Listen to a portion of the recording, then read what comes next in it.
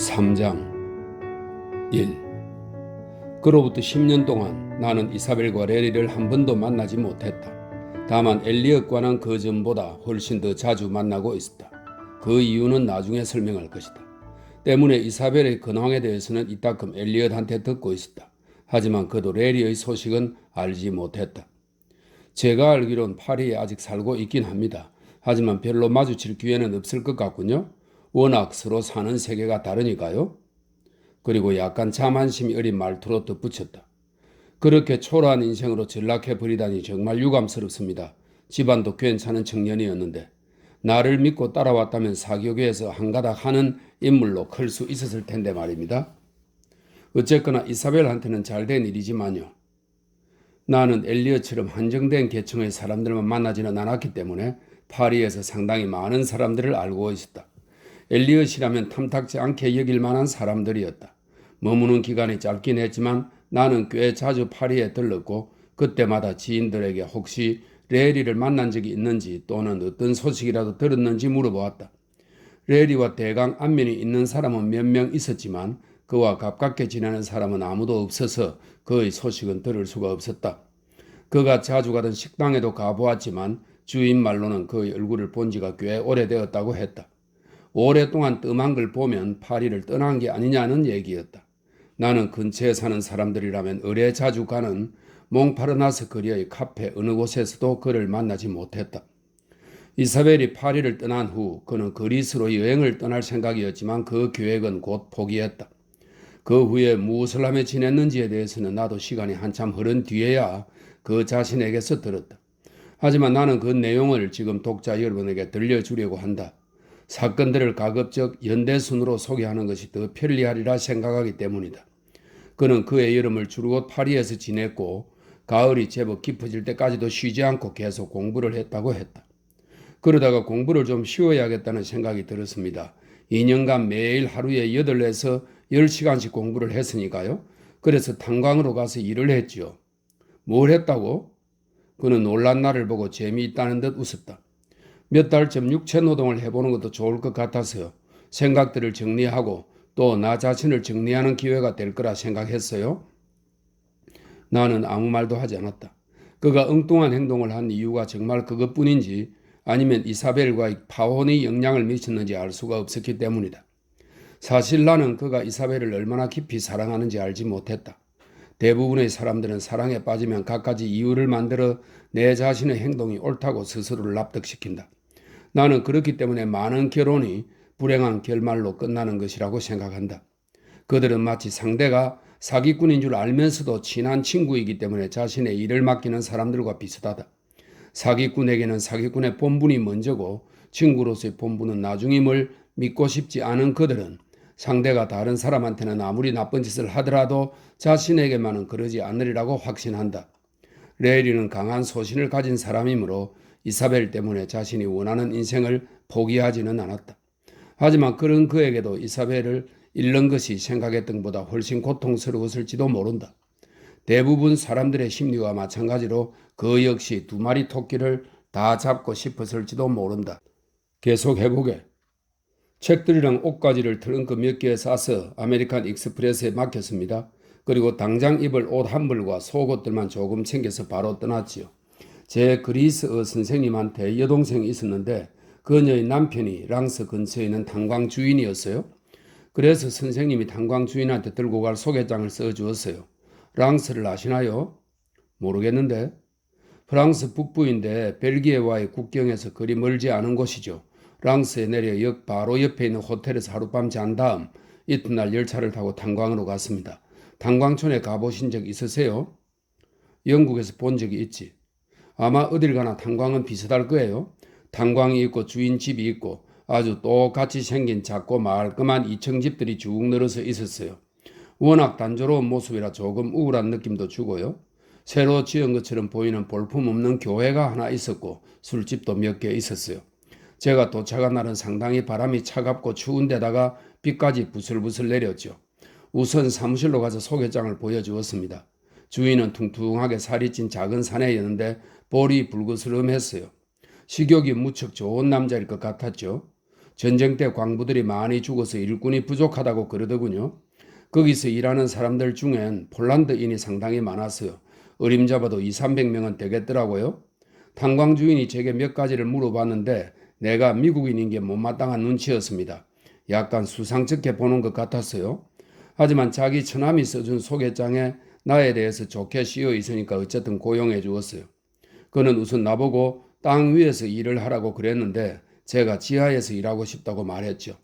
아직 익숙하지 않으니까 아무래도 힘들 거라고 그랬지만 전 충분히 예상했고 각오도 되어 있다고 대답했습니다. 그래서 광부의 조수 역할을 하기로 했습니다. 애들이라도 할 수 있는 쉬운 일이었지만 애들도 부족한 상황이었죠. 그 주인은 친절한 사람이었어요. 지낼 거처는 정해두었냐고 물어보더군요. 아직 못 구했다고 하니까 쪽지에 주소를 하나 적어주면서 거길 가면 그 집 여주인이 묵을 공간을 보여줄 거라고 했어요. 광부였던 남편이 죽고 과부가 되었는데 두 아들 역시 탄광에서 일하고 있댔어요. 저는 짐을 들고 그 집을 찾아갔습니다. 머리가 희끗희끗하고 검고 큰 눈을 가진 키가 크고 비쩍 마른 아주머니가 문을 열어주더군요. 나이는 들었지만 이목구비가 또렷또렷해서 젊었을 때 꽤 미인이었겠다 하는 생각이 들었죠. 앞니가 2개 빠진 것만 아니면 그렇게 초췌해 보이진 않았을 거예요. 아주머니는 남는 방은 없지만 폴란드 사람이 빌려 쓰고 있는 방에 침대가 2개니까 원하면 하나를 쓰라더군요. 2층에 있는 방 2개 중에서 하나는 아들 둘이, 하나는 아주머니 자신이 쓰고 있었어요. 저한테 보여준 방은 1층에 있었는데 원래는 거실로 만들어진 방 같았습니다. 저는 혼자서 쓰는 방을 얻고 싶었지만 까다롭게 굴지 않는 편이 좋을 것 같아서요. 어느새 빗줄기가 굵어져서 옷도 젖었고요. 여기저기 더 돌아다니면서 흠뻑 젖고 싶지도 않았기 때문에 그 정도면 마음에 드니 묵겠다고 말했습니다. 그 집은 주방을 거실도 겸해서 썼는데 낡은 안락의자가 2개 놓여 있었습니다. 마당에 석탄 창고가 있었고 목욕도 그곳에서 하게 돼 있었어요. 아들 둘과 폴란드인은 도시락을 싸가지고 일하러 갔는데 아주머니가 나랑 함께 점심을 먹자고 했어요. 점심을 먹고 나서 저는 주방에 앉아서 담배를 피웠고 아주머니는 집안 일을 했어요. 아주머니는 일을 하면서 자기 얘기랑 가족들 얘기를 들려주더군요. 얼마 지나니까 교대 시간이 되어서 폴란드인이 돌아오고 뒤이어 두 아들도 돌아왔습니다. 주인 아주머니가 오늘부터 방을 함께 쓸 거라고 나를 소개했는데도 폴란드 사내는 아무 말 없이 고개만 꾸벅하고는 주방으로 쓱 걸어가더군요. 그러더니 난로 위에 있던 커다란 주전자를 들고 창고로 씻으러 가버렸어요. 아주머니의 두 아들은 얼굴에 석탄가루가 지저분하게 묻어 있긴 했지만 훤칠하고 잘생긴 청년들이었고 친절해 보였어요. 내가 미국인이라서 무슨 신기한 구경거리처럼 여기는 것 같더군요. 하나는 19인데 몇 달 후에 입대한다고 했고 다른 하나는 18이었어요. 폴란드 남자가 돌아오자 아들 둘이 씻으러 갔습니다. 폴란드 남자는 아주 어려운 폴란드식 이름을 갖고 있었는데 그냥 다들 코스티라고 불렀어요. 저보다 키가 5에서 8cm는 크고 대단히 체격이 건장한 사내였죠. 살집이 좋고 하얀 얼굴에 납작하고 뭉뚱한 코와 커다란 입을 갖고 있었어요. 눈은 파란색이었는데 눈썹이랑 속눈썹에 묻은 석탄가루를 미처 다 씻어내지 못해서 마치 화장을 한 사람처럼 보였죠. 검은 속눈썹 때문에 파란 눈동자가 더욱 선명해 보였어요. 못생긴 편인데다 거칠고 무뚝뚝한 인상이었죠. 그 집 아들들은 옷을 갈아입은 다음에 외출해 버렸어요. 폴란드 남자는 주방에 앉아서 파이프 담배를 피우면서 신문을 읽었어요. 나도 주머니에서 책을 꺼내 읽기 시작했습니다. 그런데 그 남자가 나를 한두 번 헐꺽거리더니 보고 있던 신문을 내려놓고 묻더군요. 뭘 읽고 있지? 나는 읽고 있던 책을 건네주었습니다. 클레브 공작 부인이었어요. 이 클레브 공작 부인은 17세기 프랑스 작가 라파레트의 작품으로 프랑스 심리소설의 걸작으로 평가받는다 하는 설명이 있습니다. 클레브 공작 부인이었어요. 크기가 작아서 주머니에 넣고 다니면서 읽으면 편할 것 같아서 파리역에서 산 것이었죠. 그는 책을 한번 보고 또 호기심 어린 눈빛으로 제 얼굴을 한번 보더니 책을 다시 돌려주었습니다. 그의 입가에 빈정거리는 듯한 미소가 살짝 스치더군요. 재밌나? 굉장히 재미있습니다. 푹 빠져서 읽고 있어요. 바르샤바에서 학교 다닐 때 나도 읽었지. 따분해서 죽는 줄 알았는데. 그는 폴란드 억양이 거의 느껴지지 않는 유창한 불어를 구사했어요. 지금은 신문이나 추리소설밖에 안 읽지만 르클레르 부인은 주인 아주머니 이름이에요. 아주머니는 저녁에 먹을 수프가 끓는 쪽을 이따금 쳐다보면서 테이블 앞에 앉아 양말을 꿰매고 있었어요. 아주머니는 내가 탄광 주인의 소개로 왔다는 얘기와 내가 아주머니한테 나에 관해 했던 얘기들을 코스트에게 들려주었어요. 코스트는 담배 연기를 뻐끔거리면서 듣고 있다가 파란 눈으로 나를 쳐다보았죠. 눈매가 퍽 날카로웠어요. 그는 나한테 이것저것 물었어요. 탄광에서 일하는 건 처음이라고 하니까 비웃는 미소를 또 짓더군요. 그럼 어떤 일인지 아직 모르겠군. 다른 재주가 있는 사람이라면 탄광에서 일하려 들진 않을 텐데. 뭐 어쨌거나 그건 내가 알 바 아니고 당신도 나름대로 이유가 있겠지. 파리에 있을 땐 어디 살았지? 제가 살았던 곳을 말해 주었죠. 한때 나도 해마다 파리에 갔었는데 주로 그랑블로바르에 갔지. 그랑블로바르는 파리 시내의 주요 대로들을 일컫는 말입니다. 라리에 가본 적 있어? 내가 즐겨 찾던 레스토랑인데 나는 조금 놀랐어요. 거긴 싸구려 식당이 아니거든요. 그럼 꽤 비싼 곳이지. 그 사람도 내가 놀란 건 알아챈 것 같았어요.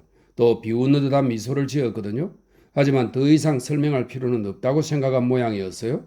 우리가 이런저런 산만한 잡담을 나누고 있는데 두 아들이 돌아왔어요.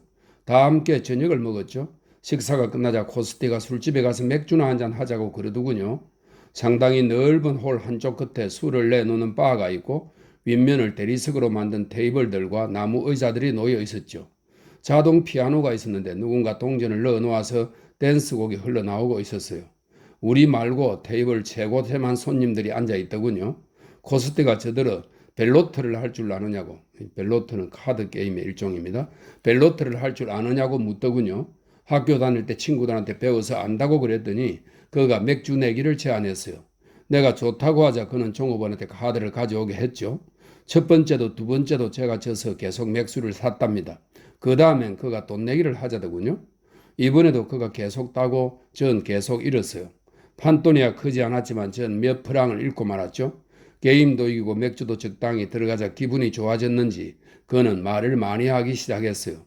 얘기를 나누어 보니 말투도 그렇고 태도도 그렇고 꽤 교육받은 사람이더군요. 파리 이 아이가 다시 나오자 그는 아무개는 아느냐, 그럼 아무개는 아느냐 하고 물었어요. 브래들리 부인과 이사벨이 엘리엇이 집에 와 있을 때 저도 만나봤던 미국인 부인들이었죠. 저보다도 그 사람들을 더 잘 아는 것 같아서요. 그런 사람이 왜 이런 탄광촌에 와 있을까 문득 궁금해졌어요. 아직 늦은 시간은 아니었지만 새벽에는 자리에서 일어나야겠다고 생각하고 있었어요. 그때 코스티가 말했어요. 가기 전에 한 잔 더 하지. 그는 맥주를 조금씩 마시면서 날카로운 눈으로 나를 뚫어지게 쳐다봤어요. 그를 보면서 저는 심술구전 새끼 돼지를 떠올렸어요. 그가 묻더군요. 이런 지저분한 탄광에는 뭐하러 왔어? 경험을 쌓으려고요. 자네 제정신이 아니구먼. 그럼 당신은 여기서 왜 일하고 있어요? 그는 떡 벌어진 어깨를 으쓱해 보였어요. 어렸을 때 귀족들만 다니는 사관학교에 들어가서 우리 아버지는 황제 밑에서 일하는 장군이셨고 나도 지난 전쟁에 기병 장교로 참전했지. 피우스트스키를 참고 피우스트스키는 1867년부터 1935년까지 살았던 폴란드 혁명가이자 정치가입니다. 1918년에 새로 수립된 폴란드의 초대 대통령을 지낸 사람이라고 하네요. 피우스트스키를 참고 봐줄 수가 없어서 암살 계획을 꾸몄는데 누군가 우리를 밀고해버렸지 뭐야. 우리 일당 중에 체포된 사람들은 총살당했고 난 겨우 국경을 넘어서 목숨을 건졌지. 프랑스군 외인 부대에 들어가거나 탄광으로 오거나 둘 중 하나를 택해야 했어. 그 중에서 그나마 낫겠다 싶은 쪽을 택한 거야. 저는 탄광에서 맡은 일에 대해 코스티한테 얘기해 준 상태였어요. 그 얘기를 해줄 때는 아무 말도 없었는데 갑자기 팔꿈치를 탁자에 대고 팔을 세우더니 이러는 거예요. 자, 내 손을 넘어뜨려 봐. 흔히 힘겨루기 할 때 팔씨름을 하잖아요. 저는 손바닥을 펴서 그의 손을 잡았습니다. 그가 웃으면서 이렇게 말하더군요. 몇 주만 지나면 이 부드러운 손도 온데간데 없을걸? 나는 있는 힘을 다했어요. 하지만 엄청난 힘을 지닌 그의 손은 꿈쩍도 안 하더군요. 조금씩 제 팔이 기울어지더니 이내 탁자 위로 넘어지고 말았습니다. 그래도 제법인데 그렇게 오래 버틸 사람도 많지 않아. 이봐, 내 조수가 영 형편없거든. 비리비리한 프랑스 놈인데 벌레만큼도 힘이 없어. 내일 나랑 같이 가지. 현장 감독한테 말해서 조수를 자네로 바꿔달라고 해야겠어. 좋아요. 감독이 그렇게 해줄까요? 몇 푼 찔러주면 돼. 50프랑 정도 여윳돈 있나? 그는 손을 내밀었습니다. 전 지갑에서 50프랑짜리 지폐 한 장을 꺼내주었지요. 그러곤 집으로 돌아와 잠자리에 들었어요. 정말 피곤한 하루를 보내서 누가 업어가도 모를 만큼 깊게 잤어요. 나는 레리한테 물었다. 일은 힘들지 않던가? 처음엔 굉장히 힘들었죠. 레리는 이를 드러내며 싱긋 웃었다. 코스티가 감독한테 말해서 저는 거의 조수로 일하기 시작했어요. 그때 코스티가 일하던 곳은 호텔 욕실만한 공간이었는데 거길 들어가려면 굴을 통과해야 했어요. 기어가야 할 만큼 굉장히 낮은 굴이었죠. 그 안은 지독하게 더워서 우린 다 벗고 속바지만 입고 일했어요. 코스티의 하얗고 퉁퉁한 몸통을 보면 역겨운 느낌까지 들었어요. 뭐랄까 마치 거대한 민달팽이 같다고나 할까요? 그 좁디 좁은 공간에서 기압식 채탄기가 내는 소리가 얼마나 큰지 귀청이 떨어질 지경이었죠. 제가 하는 일은 그가 파낸 석탄 덩어리들을 모아서 바구니에 담은 다음 굴 입구까지 끌고 가는 거였어요. 거기서 석탄들을 화차에 실은 다음 나중에 성강기 있는 데까지 옮겼죠. 저도 탄광이라면 거기밖에 모르니까 다른 데서도 원래 그렇게 하는지는 모르겠어요. 하지만 어쩐지 원시적인 방법이란 느낌이 들었고 아무튼 일도 굉장히 고됐어요. 중간에 쉬는 시간이 되면 우리는 숨을 돌리면서 점심을 먹고 담배도 피웠죠.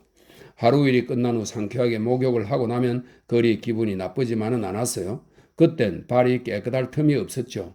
늘 잉크를 칠한 것처럼 새까매졌으니까요. 손도 물집 투성이가 돼서 지독하게 쓰라렸지만 그것도 시간이 지나니까 나아졌어요. 일에도 점차 익숙해졌고요. 그 일을 얼마나 오랫동안 했나? 한 2, 3주밖에 안 했어요.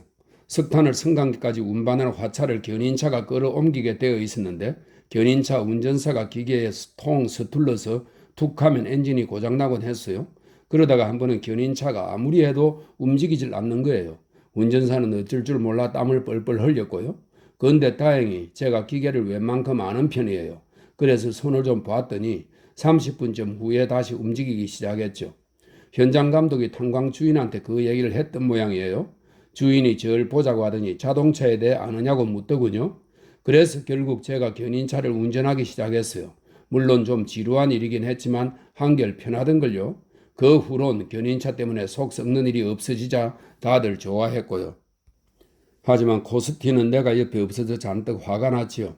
저랑 손발이 잘 맞았던 데다 서로 익숙해져 있었으니까요. 코스티랑 하루 종일 붙어서 일하고 저녁 먹은 후엔 술집도 종종 가고 게다가 밤까지 함께 섰기 때문에 저는 그에 대해 꽤 많이 알게 되었어요. 그는 묘한 사내였어요. 아마 선생님도 봤으면 흥미를 느꼈을걸요. 그는 자기네 폴란드 사람이랑은 안 어울렸어요. 폴란드인들이 자주 가는 카페에도 안 갔고요. 자기가 귀족이었고 기병 장교였다는 사실을 잊을 수 없었던 모양인지 그들을 마치 더러운 벌레 보듯 했죠. 당연히 그들도 그런 코스티를 싫어했고요. 하지만 어떻게 할 수는 없었죠. 코스티는 황소처럼 힘이 셌기 때문에 만일 싸움이라도 나면 칼부림을 하든 안 하든 대여섯 명도 끄더니 상대했을 테니까요. 전 그들 폴란드인도 몇 명 알게 됐는데 그들은 코스티가 기병 장교였던 건 맞지만 정치적인 이유 때문에 고향을 떠났다는 건 거짓말이라고 하더군요. 카드 게임에서 속임수를 쓰다가 들켜서 바르샤바의 장교 클럽에서도 쫓겨나고 군복까지 벗었다는 거예요. 그들은 저더러 코스티랑 가까이 지내지 말라고 특히 카드 게임을 하지 말라고 충고했어요. 그런 이유 때문에 코스티가 자기들을 피하는 거라더군요. 너무 많은 걸 아니까요. 그들은 절대 코스티하고는 카드 게임을 안 한다고 했어요. 그동안 카드를 하면 제가 늘 지긴 했어요. 그렇다고 뭐 많은 돈도 아니고 기껏해야 하룻밤에 몇 프랑이었지만 코스티는 이기고 나면 늘 술값은 자기가 내겠다고 우겼어요. 그러니 결국 따지고 보면 저도 큰 손해는 아닌 셈이었죠. 제가 계속 운이 없거나 아니면 코스티보다 실력이 못하다고 생각했어요. 그런데 폴란드인들의 얘기를 듣고 자세히 관찰해 보니 그는 분명히 속임수를 쓰고 있었어요. 하지만 어떻게 속이는지는 도무지 알 수가 없었죠. 참나, 그는 정말 영리했어요. 항상 그에게만 좋은 패가 갈 수는 없지 않겠어요? 살쾡이처럼 날카롭게 관찰했죠. 굉장히 교묘하게 민첩하더군요. 그런데 코스티가 내가 무언가 눈치챘다는 걸 안 것 같았어요. 어느 날 밤 한참 카드를 하고 난 다음이었어요. 그가 예의 그 빈정대는 듯한 미소를 지으며 말했어요. 그는 그렇게 웃는 방법밖에 모르는 것 같았어요. 마술 하나 보여줄까? 그는 카드 한 벌을 집어들고 나한테 아무거나 한 장 이름을 대보라고 했죠. 내가 말했더니 그는 카드들을 마구 섞은 다음 나보고 한 장을 뽑으랬어요. 그랬더니 내가 말했던 그 카드가 나오는 거예요. 그것 말고도 신기한 요술 두세 가지를 더 보여주더니 포크를 할 줄 아느냐고 물었어요. 안다고 하니까 카드를 나눠주더군요. 저한테 들어온 패를 보니 에이스 넉 장에 킹 한 장이었어요. 그런 패라면 많은 돈을 걸어볼만 하겠지? 몽땅 걸어도 되죠. 그럼 당하는 거지. 그는 자기 패를 내 보였어요. 놀랍게도 스트레이트 플래시였죠. 도대체 어떻게 그런 일이 가능한지 어리둥절했죠. 그는 내가 놀라는 걸 보고 껄껄 웃었어요. 내가 정직한 인간이 아니었다면 자네 지금쯤 알거지가 되었을걸? 지금까지도 쭉 속임수를 쓴 건 아니겠죠? 내가 웃으며 물었어요. 그래봐야 푼돈밖에 안 될 텐데 라리 위해서 밥 한 끼 먹기에도 모자랄 거야. 우린 그 후에도 밤이면 카드를 하곤 했어요. 전 그가 돈을 따르고 속임수를 쓰는 게 아니라 그냥 그 자체를 재미삼아 즐긴다는 걸 알았어요. 나를 바보로 만들면서 묘한 만족감을 느낀 거죠. 속임수를 쓴다는 걸 내가 알아채고 있으면서도 그걸 어떻게 하는지는 알아내지 못하니까 그런 상황을 몹시 재미있어 한 것 같아요. 하지만 그건 단지 코스트의 일면일 뿐이었어요. 제가 정말 흥미를 느낀 건 거의 또 다른 모습이었죠. 한 사람이라고는 믿어지지 않을 정도로 전혀 다른 모습을 갖고 있었어요. 신문이랑 추리소설밖에 안 읽는다고 그랬지만 사실 그는 매우 교양 있는 사람이었죠. 입담이 좋았지만 냉소적이고 신랄한 독설가였고요. 그래도 그의 얘기를 듣고 있으면 퍽 유쾌해졌어요. 독실한 가톨릭 신자여서 침대 무리맡에 늘 십자가를 걸어두고 일요일마다 미사에 참석했죠. 그런데도 토요일 밤에는 잔뜩 취하곤 했어요. 어느 날인가 그날도 우리가 자주 가는 술집에 손님들이 가득했지요. 술집 안은 담배 연기로 뿌옇게 흐려져 있었어요. 가족들이랑 함께 와서 먹고 있는 조용하고 나이 지긋한 광부들도 있었고 떠들썩하게 먹고 마시는 젊은이들도 있었고 또 한쪽에서는 얼굴에 땀이 번드르르한 사내들이 테이블에 둘러앉아 벨로트를 하면서 간간히 고함을 질렀어요. 그 아내들은 등 뒤에 앉아서 테이블을 구경하고요. 술집의 시끌벅적한 분위기가 묘하게 코스트를 자극했던 모양인지 그는 잠옷 진지해져서 이야기를 시작하더군요. 그것도 신비주의에 관한 얘기를요. 그런 주제가 그의 입에서 나오리라고는 상상도 못했는데 말이에요. 저는 마테르링크는 1862년에 태어난 벨기에의 상징파 시인이자 극작가입니다. 마테르링크가 로이스 브루크에 대해 쓴 글을 파리에서 읽은 적은 있지만 신비주의에 대해 자세히는 몰랐어요.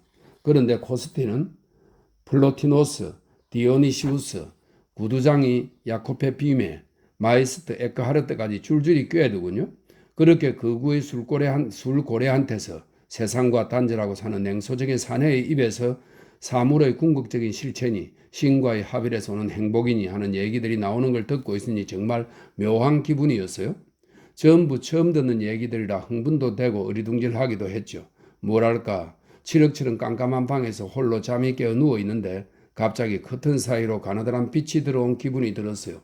그 커튼만 열어젖히면 찬란한 새벽의 넓은 벌판이 눈앞에 펼쳐질 것만 같은. 하지만 술이 깨고 나서 나중에 다시 그런 얘기를 물어보면 그는 버럭 화를 냈어요. 사나운 눈빛으로 나를 쏘아보면서 이렇게 말했죠. 취해서 무슨 말을 짓거렸는지도 모르겠는데 내가 그걸 어떻게 알아? 하지만 그게 거짓말이라는 건 저는 알았어요. 그는 분명히 자기가 한 말을 전부 기억하고 있었어요. 아는 게 굉장히 많은 사람이었어요. 물론 많이 취했지만 그의 눈빛, 그 못생긴 얼굴에 떠오르던 황홀한 표정이 꼭 취기 때문만은 아니었죠. 그 이상의 무언가 분명히 있었어요. 그런 식의 얘기를 처음 했을 때 그가 한 말을 저는 잊을 수가 없었어요. 온몸에 전율이 흘렀거든요. 그는 무에서 무가 나올 수는 없기 때문에 이 세상은 신의 창조물이 아니라고, 이 세상은 영원성의 현시라고 말했어요. 게다가 이런 말도 했어요. 선뿐만 아니라 악 역시 신의 직접적인 현현이라고. 자동 피아노의 댄스곡이 흐르고 있는 지저분한 시끌벅적한 술집에 앉아서 그런 얘기를 듣는다는 건 참 묘한 기분이었어요. 2. 잠깐 쉬어갈 수 있도록 새로운 절을 시작하긴 했지만 이것은 어디까지나 독자들의 편의를 위해서일 뿐 레리의 이야기는 계속 이어진다. 이참에 말해둘 것은 레리가 서두르지 않고 천천히 때로는 단어를 아주 신중하게 골라가면서 이야기했다는 점이다. 물론 내가 그의 말을 완벽하게 전달했다고 할 수는 없지만 이야기의 내용뿐만 아니라 그의 말투나 태도도 가급적 그대로 표현하려고 애썼다. 낭낭한 그의 목소리에서는 음악적인 특색마저 느껴져서 듣는 이의 귀를 즐겁게 했다. 그는 요란한 손짓은 전혀 하지 않고 담배 연기만 내뿜으면서 이따금 말을 멈추고 다시 담배에 불을 붙였으며 나를 바라보는 상냥한 눈에 종종 묘한 표정이 떠올랐다. 그러다가 봄이 되었습니다. 프랑스에서도 음침하고 쓸쓸한 지역인 그곳은 봄이 오는 게 늦어서 여전히 비가 내리고 쌀쌀한 날씨가 이어졌지요. 그래도 가끔은 맑고 따뜻한 날이었는데 그럴 때면 지상을 떠나 때 묻은 작업복을 입은 광부 틈에 끼어서 덜컹거리는 성강기를 타고 수십 미터 지하로 내려가기가 참 싫었습니다. 봄은 봄이었지만 어서서하고 지저분한 그 탄광촌에서는 봄이 환영받지 못할까봐 두려워 성큼 발을 들여놓지 못하는 것만 같았어요. 우울한 빈민가의 창틀에 놓여있는 아름다운 수수나나 백합 화분을 보면 생뚱맞다는 느낌이 들잖아요. 꼭 그런 기분이었어요. 그러던 어느 일요일 아침 우리는 여느 때처럼 침대에 누워 있었어요. 일요일은 항상 늦잠을 잤거든요. 나는 책을 읽고 있었는데 코스테가 불쑥 이러더군요. 여길 떠날 거야. 혹시 같이 가겠어? 많은 폴란드인들이 수학일 때문에 여름에는 고향으로 돌아간다는 걸 저도 알았지만 그때는 아직 이런 계절이었어요. 게다가 코스티는 고향으로 돌아갈 수 없는 몸이었죠. 어디로 갈 건데요? 그냥 여기저기 벨기에를 지나서 독일로 넘어간 다음 라일강 근처로 가보려고 해. 농장 같은 데서 일거리는 찾을 수 있을 테니 여름은 날 수 있겠지. 저는 함께 떠나기로 마음을 정했습니다. 좋아요. 같이 가겠어요. 이튿날 우리는 현장 감독에게 일을 그만두겠다고 말했어요. 제 여행 가방과 자기 배낭을 기꺼이 바꾸겠다는 사내가 있어서 여행 가방은 그에게 넘겼고 별로 필요 없는 옷가지나 가방을 넣을 수 없는 옷들은 르클레르 아주머니의 둘째 아들한테 주어버렸어요. 저랑 체격이 비슷했거든요. 코스티는 가방 하나는 버리고 가기로 하고 필요한 것들만 배낭에 꾸렸죠. 우리는 주인 아주머니가 준 커피를 마시고 곧바로 길을 떠났어요. 어차피 풀베기 시기가 되기 전까지는 농촌에서 일을 구할 수 없을 것 같아서 우리는 여유있게 다녔습니다. 프랑스를 천천히 돌아다니다가 벨기에의 나무르와 리에주를 거친 다음 아헨을 지나 독일로 들어갔어요. 하루에 15에서 20km 정도만 움직였죠. 지나가다가 마음에 드는 마을이 있으면 묵기도 하고요. 어느 마을에 들어가도 묵을 수 있는 여관과 요기를 하거나 한 잔 걸칠 수 있는 선술집은 쉽게 찾을 수 있었어요. 그렇게 돌아다니는 동안 거의 항상 날씨가 좋아서 내내 우중충한 탄광에 처박혀 있던 우리로서는 탁 트인 공기를 마시는 게 너무나 좋더라고요. 푸른 초원이 얼마나 가슴을 벅차게 하는지, 잎은 아직 돋아나지 않았지만 가지가 옅은 초록색 안개에 덮여 있는 듯한 나무들이 얼마나 아름다운지 그때 처음 알았어요. 전 코스테한테 독일어를 배우기 시작했어요. 그는 독일어를 불어만큼이나 유창하게 잘하더군요. 그러면서 눈에 띄는 것들, 소나 말, 사람 같은 걸 독일어로 뭐라 하는지 가르쳐 주었어요. 그 다음엔 간단한 독일어 문장을 반복해서 가르쳐 주었고요. 그렇게 하니까 시간도 잘 갔고 독일에 도착했을 점점 간단한 의사표시 정도는 할 줄 알게 됐어요. 퀼러는 우리가 가고 있던 길에서 좀 떨어져 있었는데 코스티는 거길 들러야 한다고 말했어요. 1만 1000명의 처녀들이 순교한 곳이니 설명이 있습니다. 4세기경 성녀 우르술라가 1만 1000명의 처녀들과 함께 퀼런에서 순교했다는 전설이 남아있다고 하네요. 1만 1000명의 처녀들이 순교한 곳이니 꼭 가봐야 한다고 고집하더군요. 퀼런에 도착하자 그는 술을 마구 퍼마셨어요. 어디가 있었는지 사흘 동안 보이지도 않다가 마침내 우리가 묵고 있던 노동자 숙소 비슷한 여관에 나타났는데 잔뜩 화난 얼굴로 돌아왔더라고요. 어디 가서 싸움을 했든지 눈두둑은 시퍼렇게 멍들고 입술도 찢어져 있었어요. 정말이지 몰골이 말이 아니었죠. 그는 꼬박 하루를 누워있다가 일어났어요. 그리고 우린 다시 출발해 라인강 골짜기를 따라서 다름 슈타트를 향해 갔습니다. 그의 말로는 거긴 지역이 꽤 괜찮으니까 일거리를 쉽게 얻을 수 있다는 거였죠. 퍽 즐거운 여행이었습니다. 화창한 날씨가 계속 이어졌고 우린 여러 마을과 도시를 돌아다녔어요. 경치가 좋은 곳을 만나면 잠시 머물면서 구경했고요. 몸만 누일 수 있으면 어느 곳에서든 잠을 잤고 한두 번 인간은 근처 더미에서도 잤어요. 식사는 길가에 있는 여관에서 해결했는데 와인이 많이 생산되는 지방으로 접어든 다음부터는 맥주 대신 와인을 마셨어요. 선술집에 들어가면 사람들이랑 금세 친해졌어요. 코스티는 워낙 거칠고 쾌활해서 낯선 사람들과도 쉽게 가까워졌거든요. 그는 사람들이랑 독일 카드 게임인 스카트를 했어요. 게임하는 동안에 그럴듯하게 허세를 부리고 또 거칠고 저속한 농담들을 늘어놓으면 사람들이 얼마나 끌끌거리며 재미있어 했는지. 그들은 돈을 잃고도 기분 나쁜 기색이 전혀 없었답니다. 저는 그동안 배운 독일어를 그들에게 써먹어 보았죠. 쾰른에서 조그만 영독 회화책도 한 권 사두었던 터라 제 독일어 실력은 꽤 늘어갔어요. 그리고 어느 날 밤 코스티는 백포도주를 2리터쯤 마시고 나더니 고독에서 고독으로의 비약이니 영혼의 어두운 밤이니 사랑하는 자와 하나가 됨으로써 얻어지는 궁극적인 황홀경이니 하는 이야기를 음울한 분위기로 늘어놓기 시작하는 거예요. 하지만 아침이 되어 아직 이슬을 머금은 풀들이 가득한 청명한 시골길을 함께 걸으면서 다시 그런 얘기를 꺼내면 그는 금방이라도 한 대 칠기세로 버럭 화를 냈어요. 그만해, 바보 같으니라고. 그런 쓸데없는 얘기들로 뭘 어쩌겠다는 거야. 독일어 공부나 하자. 스팀 해머 같은 주먹을 가진 사내와 욱신각신하는 건 바보 같은 짓이죠. 그는 욱하면 주저없이 주먹을 휘두를 사람이었으니까요. 그가 화나서 날뛰는 모습을 본 적이 있거든요. 나 같은 사람을 때려 눕혀서 길가 도랑에 처박는 건 그한테 일도 아니었을 거예요. 내가 기절해 있는 동안 그가 내 호주머니를 몽땅 털어가는 일도 충분히 가능했을 거예요. 정말 알 수 없는 사람이었어요. 술이 적당히 들어가면 형언할 수 없는 신성한 존재에 관해 말하기 시작했는데 그럴 때는 평소에 자주 쓰는 거칠고 외설스러운 표현을 쓰기 일쑤였어요. 탄광에서 입던 더러운 작업복만큼이나 지저분한 단어들이었죠. 그러면서도 말솜씨가 좋아서 대단히 설득력이 있었어요. 진심이 아니라고는 생각할 수가 없었죠. 그리고 왜 불현듯 그런 생각이 떠올랐는지는 모르겠지만 그가 탄광에서 그토록 험하고 거친 일을 한 건 자신의 유욕을 억제하기 위해서가 아니었나 하는 생각이 들었어요. 그는 자신의 거대하고 투박한 몸뚱이를 혐오했고 그래서 몸을 혹독하게 굴린 것 같아요. 사기 도박이나 신랄한 독설, 난폭함 같은 것도 정확히 잘 표현은 안 되는데요. 뭐랄까 마음속 깊숙한 곳에 존재하는 신성한 본능에 대한 반항 또는 신을 갈망하는 마음에 대한 반항심이 겉으로 표출된 것이었다고 생각해요. 내면 깊은 곳에서는 그런 것들에 사로잡혀 있었던 게 아닐까요? 우리는 그런 식으로 천천히 여행을 했어요.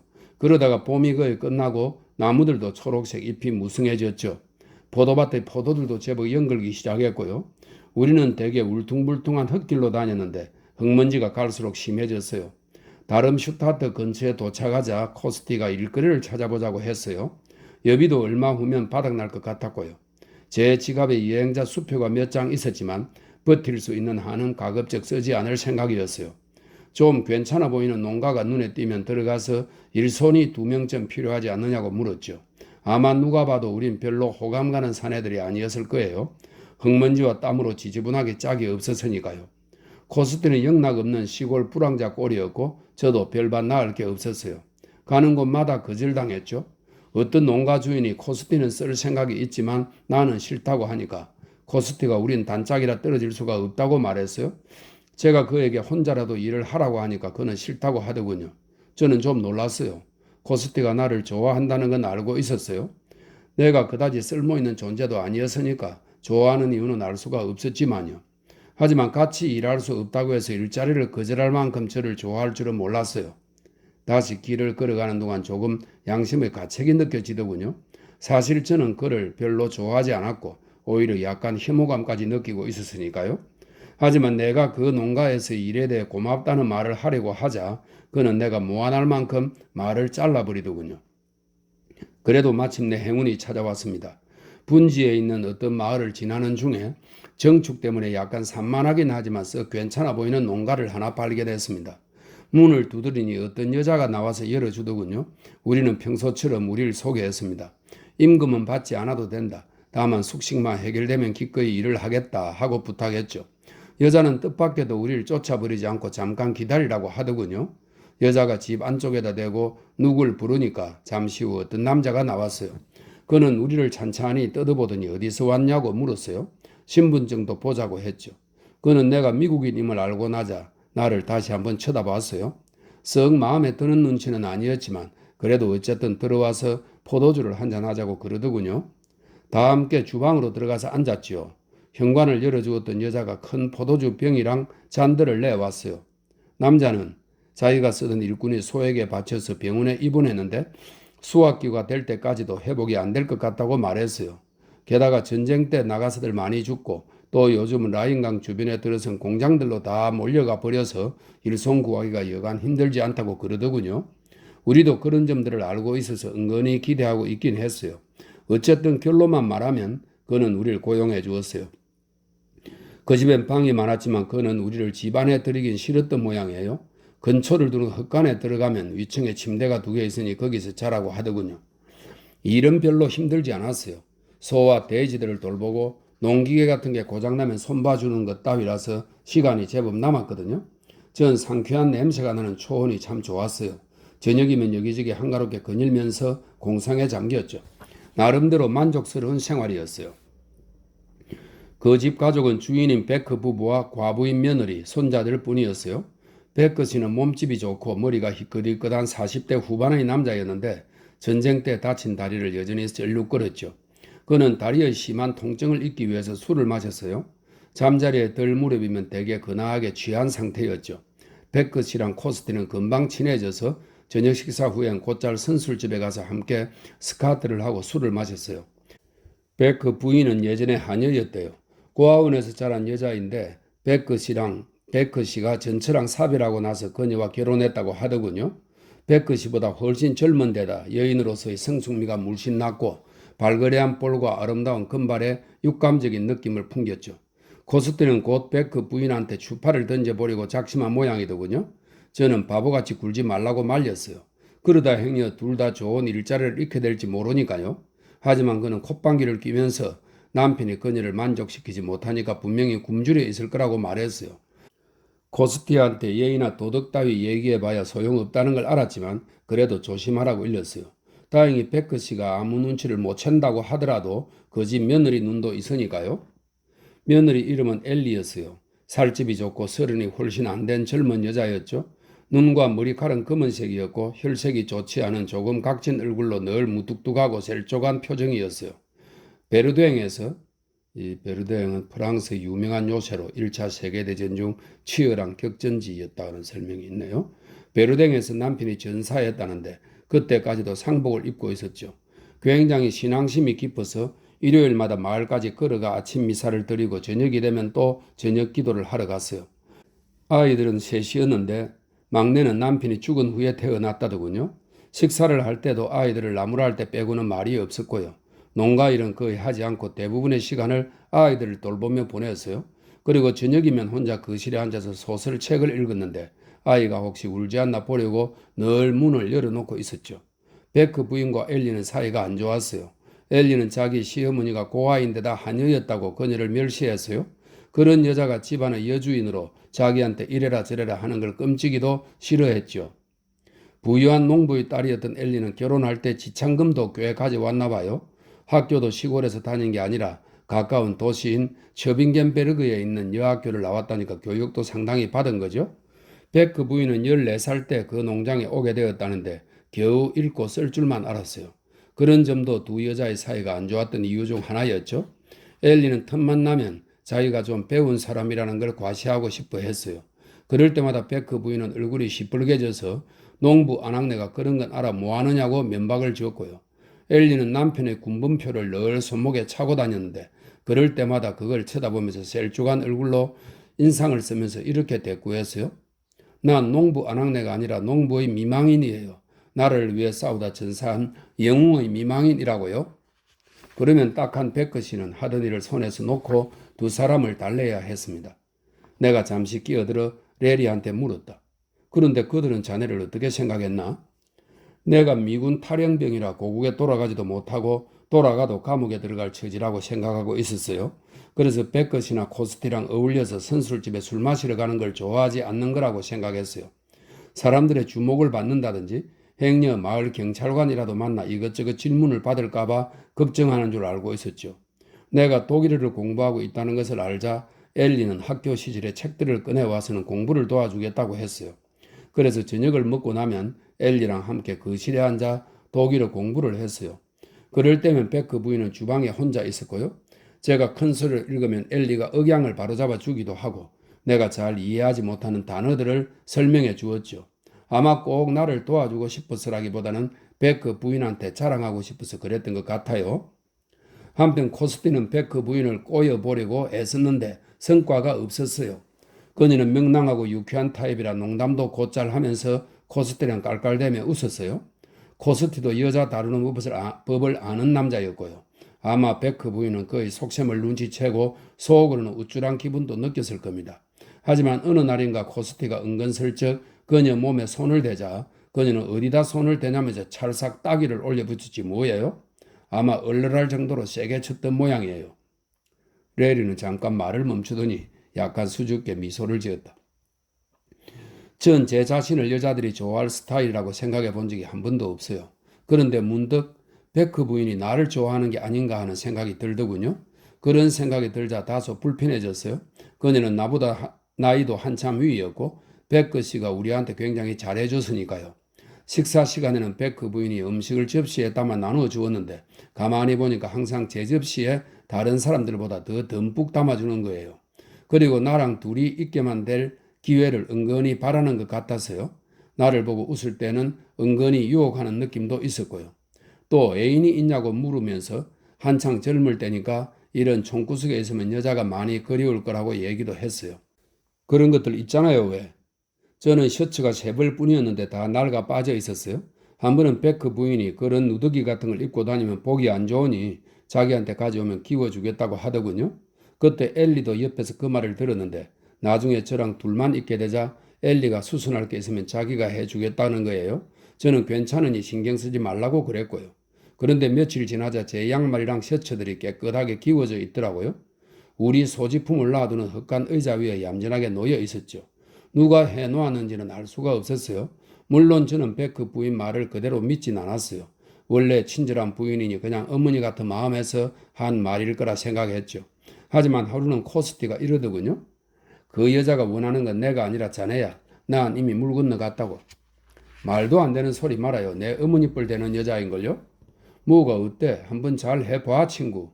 방해하진 않을 테니까. 팔팔한 젊은 여자는 아니지만 그래도 그 정도면 미인이잖아. 세상에 그만해요. 뭘 망설이고 그래. 만약 나 때문이라면 그럴 필요 없어. 나도 세상 알 만큼 아는 사람이야. 세상에 여자들은 얼마든지 많다고. 난 그 여자 탓할 생각 절대 없어. 자넨 아직 젊잖아. 나도 한땐 젊었는데. 젊음도 한순간에 불과하지. 어떻게 그런 말을 하는지 전 코스트의 말을 듣고 별로 기분이 안 좋았어요. 그런 상황에서 어떻게 해야 할지도 모르겠고요. 가만 생각해보니 그 순간에는 별로 신경 쓰지 않았던 이런저런 일들이 떠올랐어요. 엘리가 한 말 중에 무심코 흘려 들은 것들을 떠올려보니 엘리도 눈치채고 있었다는 생각이 들더라고요. 어쩌다 저랑 베크 부인 둘이만 주방에 있게 되면 갑자기 문을 열고 들어오곤 했거든요. 우리를 감시하고 있다는 기분이 들었어요. 그리 좋은 기분은 아니었습니다. 엘리는 베크 부인을 끔찍이 싫어했으니 조금만 꼬투리를 잡혀도 집안이 시끄러워질 게 분명했어요. 물론 우리가 무슨 일을 벌이다가 들키거나 할 일은 없었지만 엘리는 시어머니한테 저기를 품고 있으니 혹시 거짓말이라도 꾸며서 베크 씨한테 일러 바칠지 알 수 없는 일이었죠. 저는 그저 베크 부인의 속셈 같은 건 아무것도 모른 척하고 있는 수밖에 없었어요. 농장일에 만족하며 지내고 있었으니 수학기가 될 때까지는 거길 떠나고 싶지 않았으니까요. 나는 웃음이 나오는 걸 참을 수가 없었다. 얼굴과 목덜미는 라인강 계곡의 뜨거운 햇볕에 거무스름하게 탄 채 허약해 보이는 몸뚱이 위에 누더기처럼 기운 셔츠와 반바지를 입고 검은 눈동자 가장자리는 움푹 팬 레리의 모습이 머릿속에 그려졌기 때문이다. 그를 보면서 젖가슴이 풍만한 금발의 베크 부인은 주체하기 힘든 욕정에 사로잡혔으리라. 그래서 어떻게 됐나? 그의 여름은 바쁘게 지나가고 있었습니다. 우린 정말 열심히 일했어요. 풀들을 베어서 쌓아놓고 사다리를 타고 올라가 잘 익은 체리들을 땄어요. 우리가 체리를 따면 두 여자가 커다란 바구니에 담았고 베크 씨가 처빙겐 베르그로 갖고 나가 팔았어요. 또 호밀도 베고 소나 돼지 같은 가축도 돌보았고요. 새벽 동이 트기 전에 일어나 어두워질 때까지 쉬지 않고 일했죠. 베크 부인도 저를 단념한 것 같아서요. 저는 그녀의 기분을 상하게 하지 않으려고 조심하면서 가급적 그녀와 거리를 두고 있었지요. 저녁이면 너무 피곤하고 졸려서 독일어 공부도 못했고 저녁 밥을 먹으면 곧 물러 나와 흙간에 있는 침대에 가서 골아 떨어졌어요. 저녁이면 백것이랑 코스티는 여전히 선술집에 갔지만 코스티가 돌아올 즈음엔 전 깊이 잠들어 있곤 했죠. 흙간은 굉장히 더워서 항상 옷을 벗고 잤고요. 어느 날 밤 저는 이상한 기척에 잠에서 깼습니다. 처음엔 뭔지 잘 분간이 안 갔어요. 잠이 들깨서 비몽사몽이었으니까요. 그런데 조금 후 입술 위에서 따뜻한 손이 느껴졌어요. 누군가 제 침대에 들어왔다는 걸 알았죠. 전 깜짝 놀라서 그 손을 뿌리쳤지만 이내 뜨거운 입술이 제 입술 위에 겹쳐지고 부드러운 두 팔이 제 온몸을 감쌌어요. 베크 부인의 풍만한 젖가슴이 제 살갗에 닿는 걸 느꼈죠. 쉿, 가만히 있어요. 그녀는 몸을 밀착하면서 뜨거운 입술로 제 얼굴에 키스했습니다.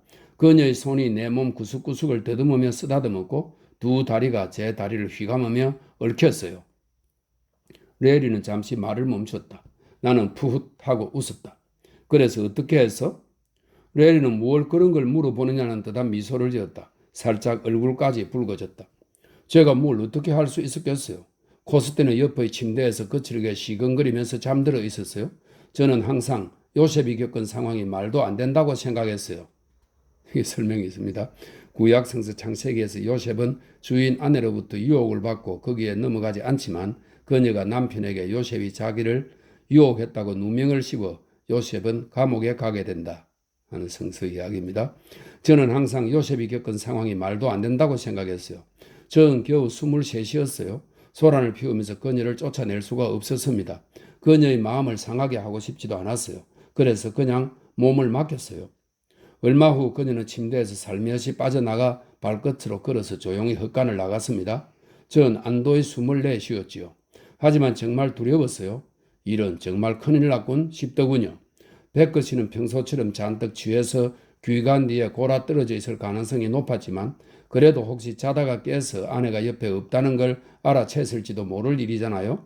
게다가 엘리도 있고요. 그녀는 밤에 잠을 잘 못 자는 편이라고 늘 그랬거든요. 만일 깨어 있다가 베크 부인이 계단을 내려가 살며시 집을 빠져나가는 소리를 들었더라면. 그런데 그때 갑자기 무언가 부쩍 머리를 스쳤어요.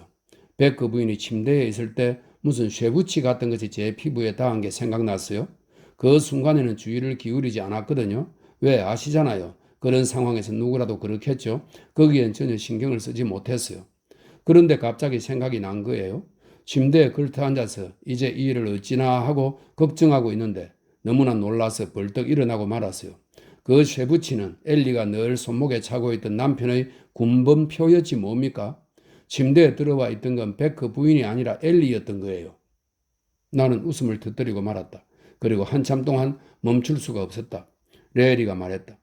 선생님은 재미있으실지 모르지만 저는 결코 그렇지가 않았어요. 자네도 지금 와서 생각해보면 어딘지 모르게 유머스러한 부분이 있다고 느껴지지 않나? 레리가 마지못해 미소를 지어 보였다. 뭐 조금은 그런 것 같기도 하네요. 하지만 정말 난감한 상황이었어요. 이제 앞으로 어떻게 될지 두려웠죠. 전 엘리를 좋아하지 않았어요. 오히려 굉장히 불쾌한 여자라고 생각하고 있었거든요. 하지만 아무리 그래도 어떻게 두 여자를 혼동할 수가 있지? 정말 칠흑처럼 깜깜했거든요. 그녀는 나한테 가만히 있으라고는 말 빼고는 한마디도 안 했고요. 게다가 두 여자 모두 살집이 좋고 풍만한 스타일이었죠. 저는 베크 부인이 저를 점찍어 두고 있다고 생각했어요. 엘리가 저를 원할이라고는 꿈에도 생각하지 못했어요. 항상 죽은 남편만 생각했거든요. 저는 담뱃불을 붙이고 곰곰이 생각해 보았지만 아무리 생각해도 그 상황이 너무 싫은 거예요. 아무래도 도망가는 게 제일 낫다는 판단이 들었습니다. 코스티는 잠을 깨우기가 굉장히 힘든 타입이라서 저는 그에게 잔소리를 쏟아내곤 했었어요. 탄광에 있을 때는 아침에 일하러 나갈 시간이 되면 한참을 흔들어 깨워야 했죠. 하지만 그때만큼은 코스티가 세상 모르고 잠들어 있는 게 얼마나 고마웠던지 몰라요. 저는 랜턴을 켜고 옷을 입은 다음 배낭에 짐을 꾸렸습니다.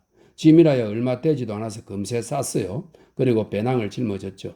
신발은 손에 들고 양말만 신은 채 살금살금 걸어서 사다리를 타고 흙간 아래층으로 내려갔어요. 랜턴을 끄니까 달도 없는 밤이라 사방이 깜깜했어요. 하지만 큰 길로 나가는 방향을 알고 있었기 때문에 마을 쪽으로 걸어갔어요. 사람들이 깨기 전에 마을을 벗어나려고 거의 뛰다시피 걸었죠. 츠빙겐베르그까지는 20km 정도밖에 안 되어서 거기 도착했을 무렵에는 사람들이 잠에서 깨어날 때쯤이었어요. 그때 걷던 시간은 아마 평생 잊지 못할 거예요.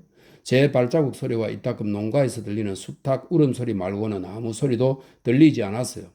밝지도 어둡지도 않은 으스레한 회색 빛이 대기에 맴돌기 시작하더니 이윽고 문동이 트고 해가 솟아오르자 새들이 지저귀기 시작하고 싱싱한 푸른색이 넘치는 들판과 숲들과 밀밭이 상쾌한 아침 햇빛 속에서 빛났어요. 저는 첩잉겐베르그에서 커피 한 잔과 롤 빵을 먹었어요. 그리고 우체국에 가서 아메리칸 엑스프레스에 전보를 쳐서 내 옷가지랑 책들을 보온으로 붙여달라고 했어요. 왜 하필 보온이었나? 라인 강을 따라 여행할 때 잠깐 들른 적이 있는데 마음에 드는 도시였거든요.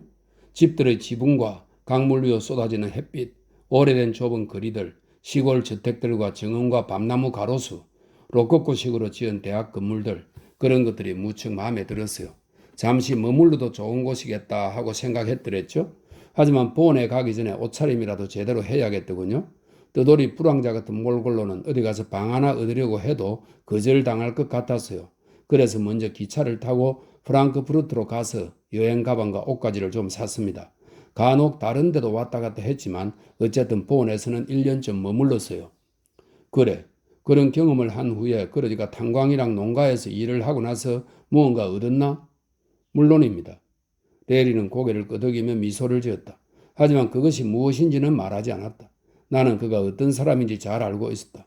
말하고 싶을 때는 기꺼이 말을 하지만 그러고 싶지 않을 때는 질문을 피해 대충 화제를 다른 쪽으로 돌려버리며 아무리 캐물어봐야 소용없었다. 독자들에게 다시 얘기해 두지만 그는 그런 일이 있고 10년이 지난 후에 나에게 그 이야기를 들려주었다. 그때까지는, 즉 그를 다시 만나게 되기 전까지는 그가 어디에 있으며 어떻게 생활하는지 전혀 소식을 듣지 못했었다. 어쩌면 죽었을지도 모른다고 생각했다. 종종 엘리엇을 통해 이사벨의 소식을 들을 때면 레리의 이름이 문득 머릿속에 떠오른 것 말고는 거의 그의 존재를 잊고 살았기 때문이다. 3. 이사벨은 레리와 파혼한 이듬해 6월 초순에 그레이 매트린과 결혼했다. 그때는 사교 시즌의 한창이라 엘리엇은 파리를 떠나기가 싫었다. 여러 곳에서 열리는 화려한 파티에 빠져야 했기 때문이다. 하지만 가족애가 강했던 그는 그렇다고 해서 사회적 의무를 소홀히 해서는 안 된다고 생각했다. 이사벨의 오빠들은 둘 다 멀리 외국에서 근무하고 있었으므로 엘리엇은 아무리 지루한 여행이 되더라도 결혼식에서 조카 딸이 손을 잡고 입장하기 위해 시카고로 가야만 했다.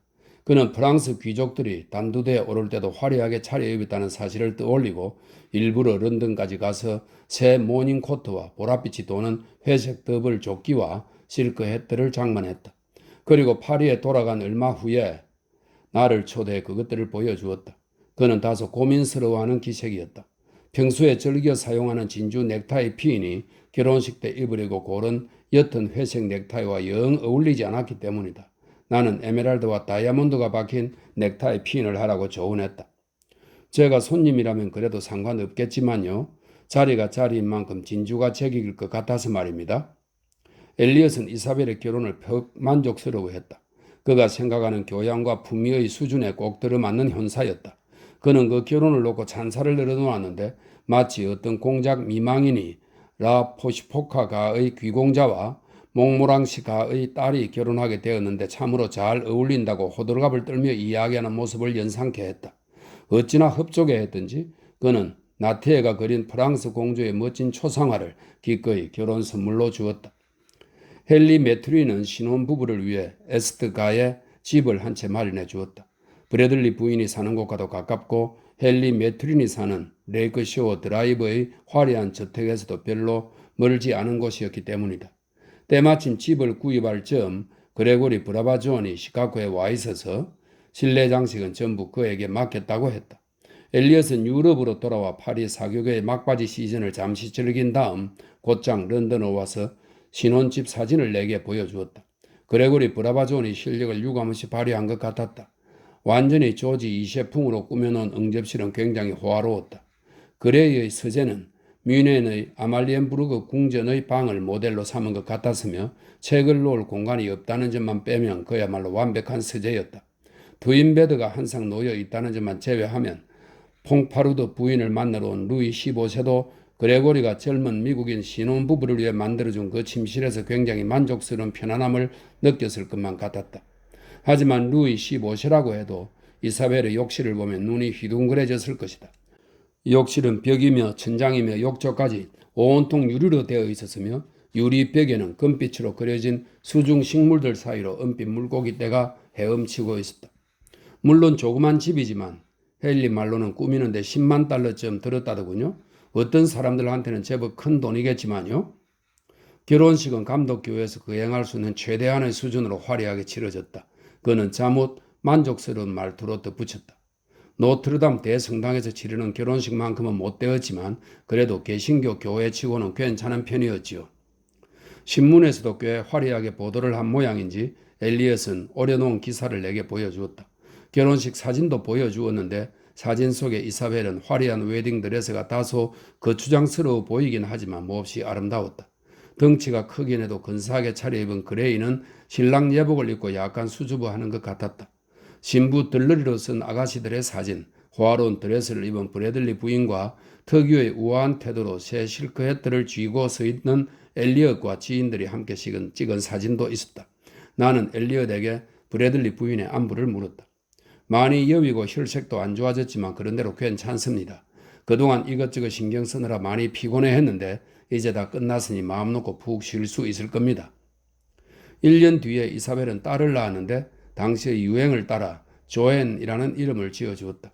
그리고 2년 후에 또 딸을 낳았고 이번에도 유행을 따라 프리실라라는 이름을 지었다. 헨리 메투린의 공동 파트너 가운데 한 명이 죽고 나머지 파트너 2명도 메투린의 압력에 못 이겨 사임하고 나자 그는 회사를 온전히 혼자 소유하게 되었다. 그 전까지도 그는 거의 혼자 회사를 좌지우지 해온 터였다. 이제 오랫동안 품모은 염원을 실현한 셈이었고 그레이를 공동 경영자의 자리에 앉혔다. 그의 회사는 나날이 성장해 갔다. 그런 얘기를 들려주며 엘리엇이 말했다. 그들 부자는 어마어마한 돈을 벌어들인답니다. 그레이는 25의 나이로 1년에 5만 달러를 벌고 있으니 대단한 일이지요. 하지만 이제 시작에 불과하지 않을까요? 미국의 자원과 발전 가능성은 무궁무진하니까요. 이건 일시적인 붐이 아니에요. 위대한 나라의 자연스러운 발전 과정이지요. 엘리엇은 평소와 달리 애국심으로 부풀어 올라 있었다. 헨리 메투린도 언젠가는 세상을 떠날 테고 그는 고혈압도 있거든요. 그레이는 40쯤 되면 재산이 2천만 달러는 될 겁니다. 엄청난 재산 아니겠습니까? 엘리엇은 여동생과 자주 편지를 주고받았고 이따금 내게 그 내용을 들려주었다.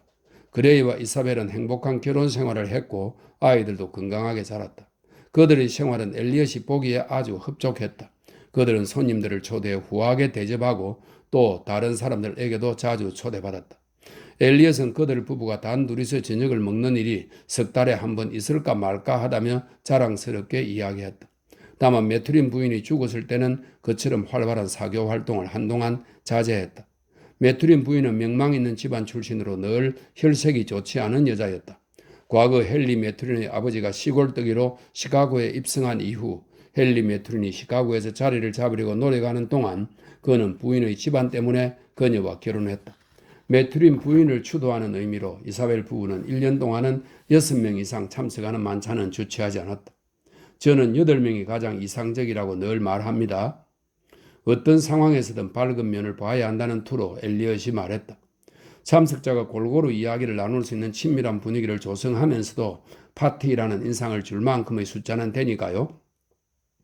그레이는 아내에게 끔찍히 잘했다. 첫째가 태어났을 때는 아내에게 네모난 다이아몬드가 박힌 반지를 선물했고 둘째 때는 검은 담비 모피 코트를 선물했다.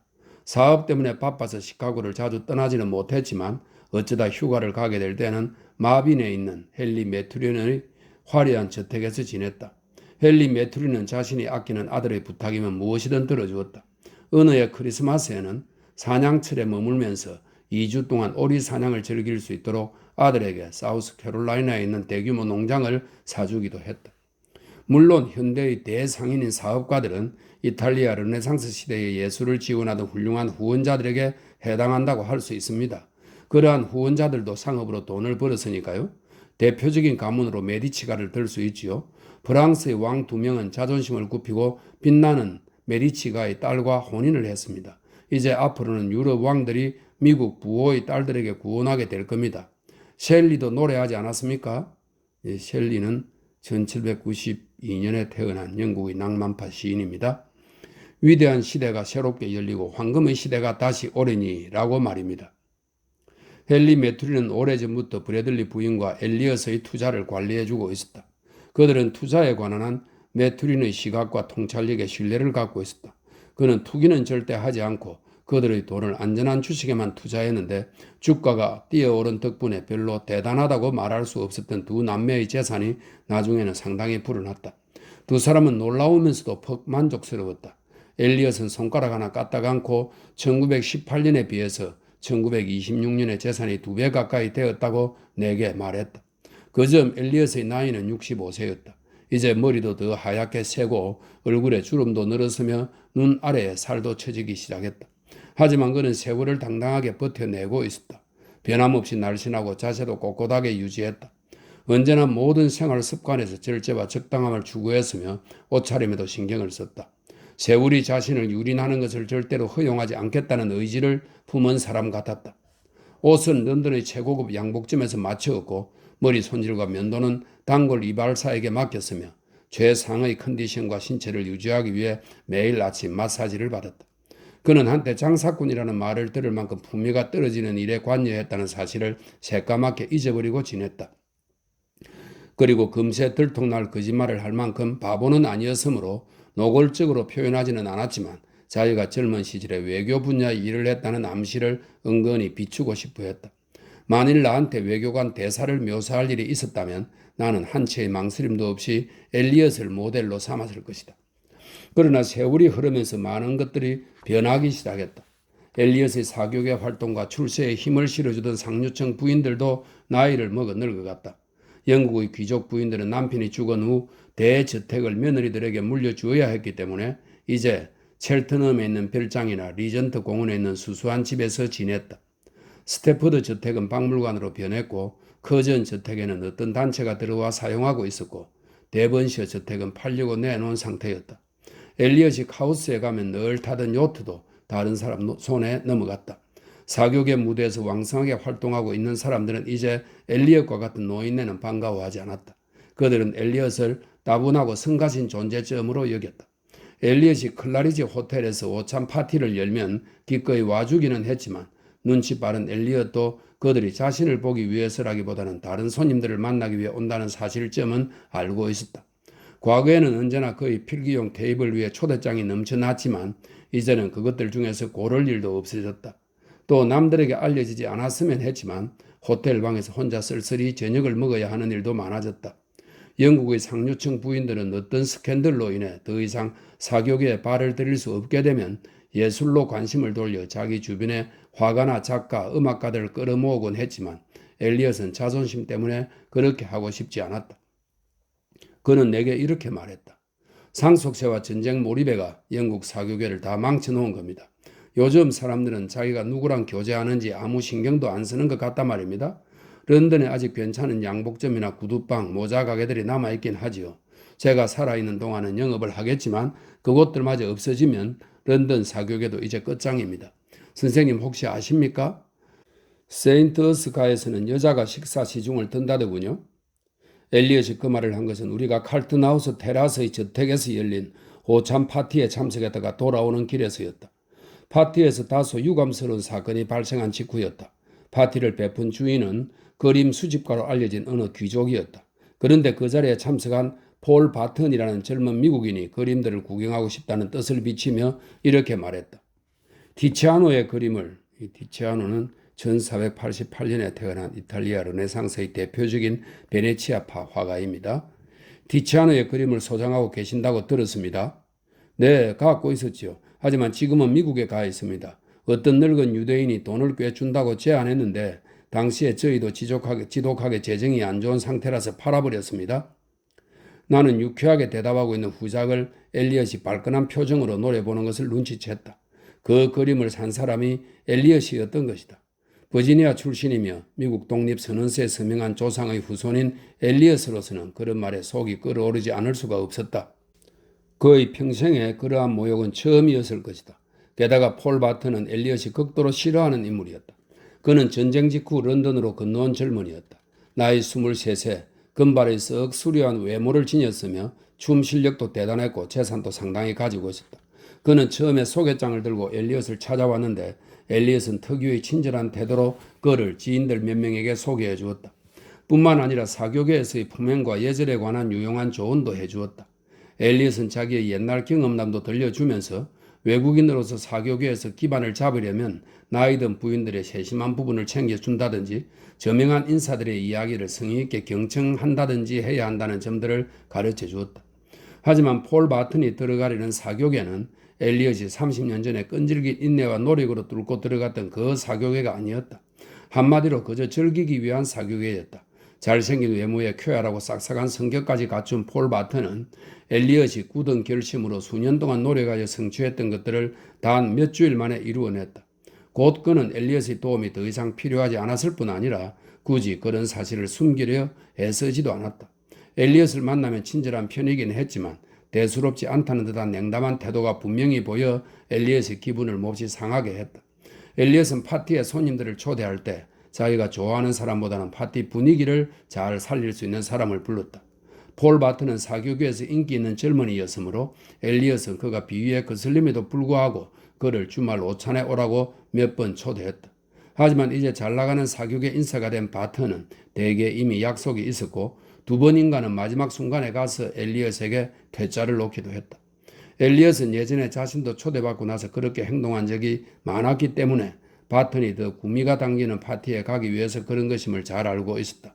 엘리엇은 몹시 불쾌하고 화가 난 표정으로 말했다. 믿으실지 모르겠지만 이제 마치 자기가 나한테 은혜라도 베푸는 것처럼 행동합니다. 지가 나한테 말입니다. 티치아노라니 원? 그는 흥분하며 말했다. 아마 그 녀석은 티치아노 작품이 앞에 있어도 알아보지도 못할 겁니다. 나는 엘리엇이 그렇게 화내는 모습을 처음 보았다.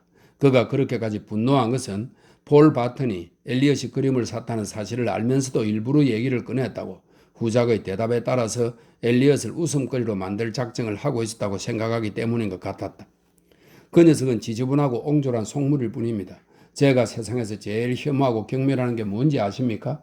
바로 속물건성이에요. 나 아니었으면 지금쯤 형편없이 빌빌거리고 있을 놈이 원. 그 녀석 아버지가 뭐 하는 줄 아세요? 사무실 가구 따위라 만드는 가구쟁이래요. 가구쟁이. 엘리엇은 경멸이 가득한 말투로 그 마지막 단어를 내뱉었다. 내가 사람들한테 그 자식이 미국에서 정말 별 볼 일 없는 존재였고 출신도 몹시 미천하다는 얘기를 내줘도 그들은 전혀 개의치 않는 것 같더군요. 정말이지 영국 사극에도 이제 완전히 수준이 떨어져 버렸지 뭡니까? 엘리엇은 프랑스도 별반 다르지 않다고 말했다. 젊은 시절 그가 자주 교류하던 부인들은 아직 살아있기는 했지만 브릿지, 그가 질색하는 게임이었다 이런 설명이 있습니다. 브릿지에 몰두하거나 아니면 신앙생활이나 손자를 돌보는 일에 열중했다. 사업가, 아르헨티나인, 칠레인 또는 남편과 별거 중이거나 이혼한 미국 부인들이 예전에 귀족들이 살던 으리으리한 저택에 살면서 종종 화려한 파티를 베풀었지만 엘리엇은 그런 자리에 가서 당황스러움을 느꼈다. 세련미라고는 눈꽃만큼도 없는 억양으로 프랑스를 구사하는 정치인들, 식사 예절이 보기 민망할 만큼 형편없는 기자들, 심지어는 배우들도 와 있었기 때문이다. 그리고 왕족 집안의 자제가 장사꾼의 딸과 결혼하면서도 전혀 부끄러운 줄을 몰랐다. 여전히 파리에는 활기가 넘치지만 그것은 조잡하고 천박한 활기였다. 쾌락만을 미친 듯이 쫓는 젊은이들은 비좁고 탁한 클럽들로 몰려다니면서 한 병에 100프랑씩 하는 샴페인을 마시고 천박한 사람들 틈에 끼어 새벽 5시까지 춤추며 흥청거리는 것이 최고라고 생각했다. 그런 곳의 연기와 열기, 소음을 접하면 엘리엇은 지끈지끈 머리가 아프다고 했다. 그곳은 그가 30년 전에 정신적 고향으로 삼았던 그 파리가 아니었다. 훌륭한 미국인이 죽으면 가게 된다는 그 파리는 결코 아니었다. 이 마을에 대한 설명이 있습니다. 아일랜드 작가 오스카 와일드가 쓴 희곡에 훌륭한 미국인은 죽으면 파리로 간다는 구절이 있다고 하네요. 4. 하지만 엘리엇은 예리한 직감을 가지고 있었다. 이제 곧 리비에라 지방은 프랑스의 칸과 이탈리아의 라스페치아 사이에 있는 지중해 연안지대를 말합니다. 리비에라 지방이 상류층과 사교계 인사들이 모이는 휴양지로 다시 떠오를 것이라는 예감이 들었던 것이다. 그는 리비에라 지방을 익히 알고 있었다. 교황청에서 맡은 책무 때문에 로마에 갔다 돌아오는 길에 몬테카를로에 있는 호텔 드 파리에서 며칠 묵은 적도 있고 칸에 있는 지인의 별장에서 지내본 적도 있었기 때문이다.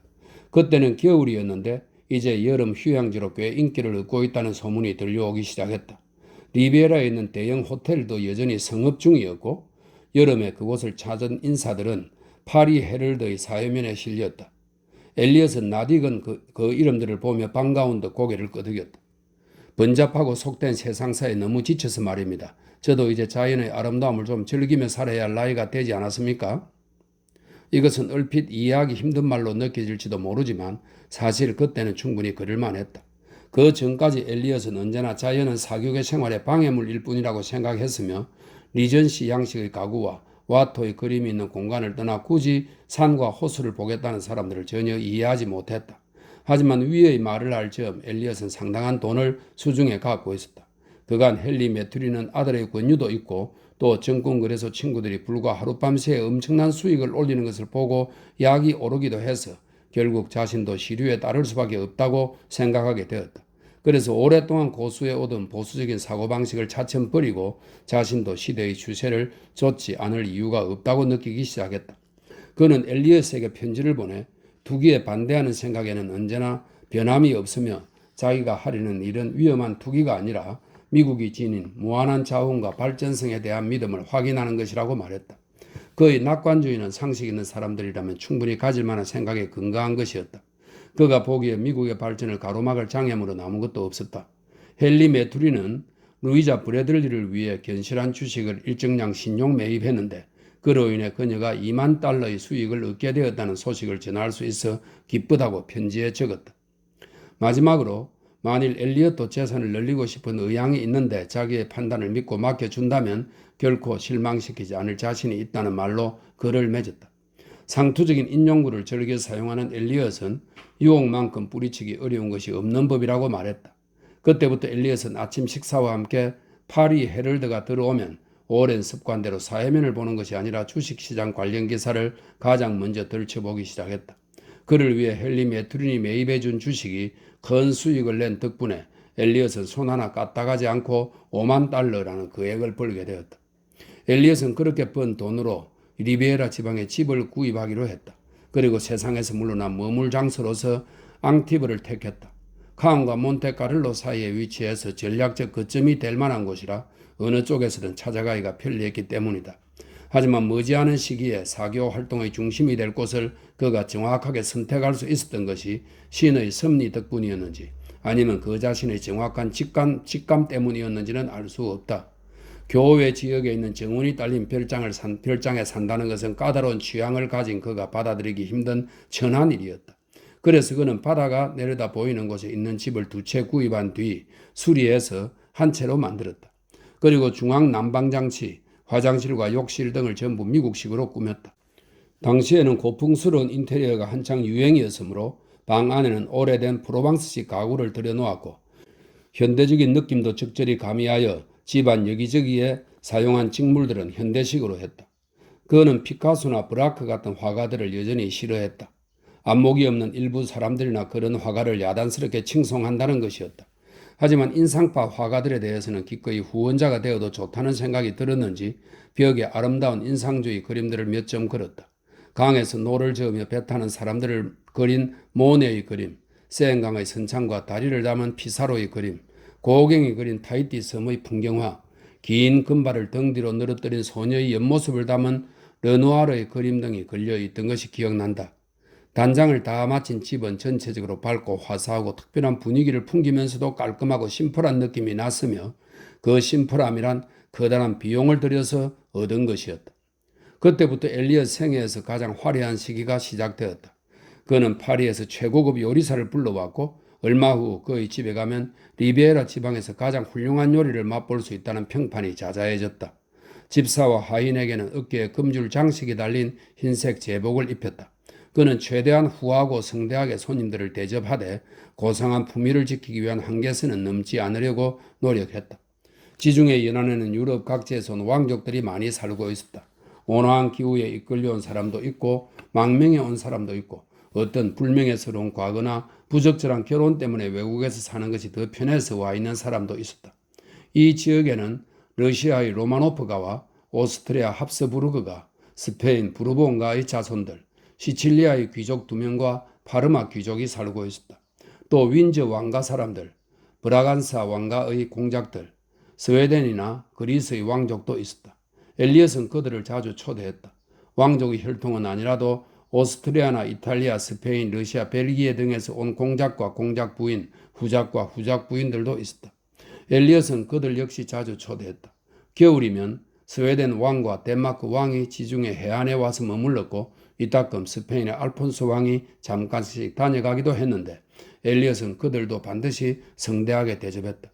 내가 엘리엇을 보면서 무엇보다도 감탄한 점은 그가 신분 높은 인사들을 대할 때 우아함과 예의를 한껏 갖추면서도 모든 사람은 평등하게 태어난다고 가르치는 나라의 국민으로서 독립적이고 당당한 태도를 잃지 않았다는 사실이다. 그 무렵 나는 몇 년 동안 여기저기 여행을 한 후에 카프페라는 지중해 연안 니스 근처의 휴양 도시입니다. 카프페라에 집을 사두었기 때문에 엘리엇을 자주 만날 수 있었다. 그는 나에게 퍽 호감을 갖고 있었으므로 자신이 베푸는 화려한 파티에 종종 나를 초대했다. 선생님, 꼭 참석해 주시면 감사하겠습니다. 물론 왕족들이 참석하면 파티를 망치게 된다는 걸 저도 압니다. 하지만 왕족을 만나보고 싶어하는 사람들이 있거든요. 딱한 그 사람들을 배려해 주는 것이 제 마땅한 도리라고 생각합니다. 사실 그들은 그런 걸 누릴 자격도 없는 사람들이지만요. 그들은 남의 은혜라고 모르지요. 상대를 이용할 생각만 하고 더 이상 필요가 없어지면 마치 헌신짝 버리듯 내팽개쳐 버립니다. 상대가 베푸는 호의와 은혜는 얼마든지 받으면서 그 보답으로 아주 조그만 일도 해주려 들지 않는 사람들이에요. 엘리엇은 그 지방 관리나 유지들과도 친분을 쌓으려고 노력했으며 그 지역의 지사와 주교도 자주 엘리엇의 식탁을 빛내주었다. 주교는 성직에 몸담기 전에 기병 장교였고 전쟁 때는 기병 연대를 지휘하기도 한 사람이었다. 혈색이 좋고 뚱뚱한 편인 주교가 군대 시절의 거친 말을 아직 종종 즐겨 썼기 때문에 창백한 안색의 금욕적인 분위기마저 풍기는 총대리는 행여 그 입에서 불경스러운 단어가 튀어나올까봐 안절부절 못했다. 주교가 자신이 좋아하는 화제로 이야기를 늘어놓을 때면 총대리는 못마땅한 미소를 지으며 듣고 있었다. 그러나 주교는 교구를 관리하는 능력이 매우 뛰어났고 오찬 테이블에서 재미난 이야기를 풀어놓는 것 못지않게 설교단에서도 신도들에게 감동적인 설교를 들려주었다. 그는 엘리엇의 독실한 신앙생활과 성당에 대한 후한 기부를 높이 샀으며 엘리엇의 상냥한 태도와 훌륭한 식사 대접을 퍽 마음에 들어했다. 두 사람은 꽤 친분이 깊은 사이가 되었다. 엘리엇은 아마도 두 세계 모두에 충실하게 살고 있다는, 감히 표현하자면 하나님과 마몬 사이의, 이 마몬은 부와 무력의 신이죠. 마몬 사이의 균형을 만족스럽게 유지하고 있다는 자부심을 느꼈을 것이다. 엘리엇은 자신의 집이 대단히 자랑스러워서 여동생한테도 몹시 보여주고 싶어 했다. 여동생은 언제나 그가 하는 일에 대해 흔쾌히 찬성하기보다는 약간 주저하는 기색을 비추었고 그렇기 때문에 더욱 그는 자신의 생활 방식과 친하게 지내는 사람들을 보여주고 싶었다. 그것이야말로 여동생의 주저하는 태도에 확실한 답을 보여주는 방법이었다. 그러면 그녀도 엘리엇이 성공했다는 것을 인정할 수밖에 없을 것이었다. 엘리엇은 여동생한테 그레이와 이사벨과 함께 놀러 오라는 편지를 보냈다. 남는 방이 없으므로 엘리엇의 집에 머물지는 못하지만 근처의 호텔 리 카프에 묵으면 된다고 적었다. 브래들리 부인은 이제 여행을 다니기는 힘들고 건강도 그다지 좋지 않으니 집에 있는 편이 낫겠다고 답장을 보내왔다. 그레이도 바빠서 시카고를 떠나기가 힘들다는 말도 덧붙였다. 사업이 한창 일어나는 시기라 수익이 늘어나고 있으니 회사에 있어야 한다는 것이었다. 엘리엇은 여동생에 대한 애착이 남달랐으므로 그 답장을 받고 적잖이 실망했다. 그는 곧 이사벨에게 편지를 썼다. 이사벨은 외삼촌의 편지를 받고 어머니의 건강이 나빠져서 일주일에 하루는 침대에만 누워 있어야 하지만 당장 어떻게 되실 정도로 심각한 건 아니고 또 조심히 관리만 잘하면 어느 정도는 오래 사실 수 있을 거라는 내용의 전보를 쳤다. 또 그레이에게 휴식이 필요하긴 하고 아버지한테 잠시 일을 봐달라고 부탁해놓고 짧은 휴가를 내는 게 불가능하진 않으니까 혹시 그의 여름이 안 되면 다 이듬해라도 그레이와 함께 찾아가겠다고 덧붙였다. 그리고 1929년 10월 23일 뉴욕 주식시장이 폭락했다. 그 당시 나는 런던에 있었다. 처음에 우리 영국인들은 사태가 얼마나 심각한지 또 어떤 끔찍한 결과가 초래될지 인식하지 못하고 있었다. 나도 상당한 손해를 봐서 낙담하기는 했지만 내가 손실을 입은 부분은 대부분 장부상 이익이 발생했던 부분이었고 상황이 어느 정도 진정되고 난 후에 보니 현금은 거의 손실이 없었다. 나는 엘리엇이 상당한 돈으로 투기를 했다는 것을 알고 있었으므로 그가 심각한 타격을 입지 않았을까 우려했다. 하지만 우리는 계속 만날 기회가 없다가 둘 다 크리스마스에 리비에라로 갔을 때야 만났다. 그때 그에게서 헨리 매트린이 사망했고 그레이는 파산했다는 소식을 들었다.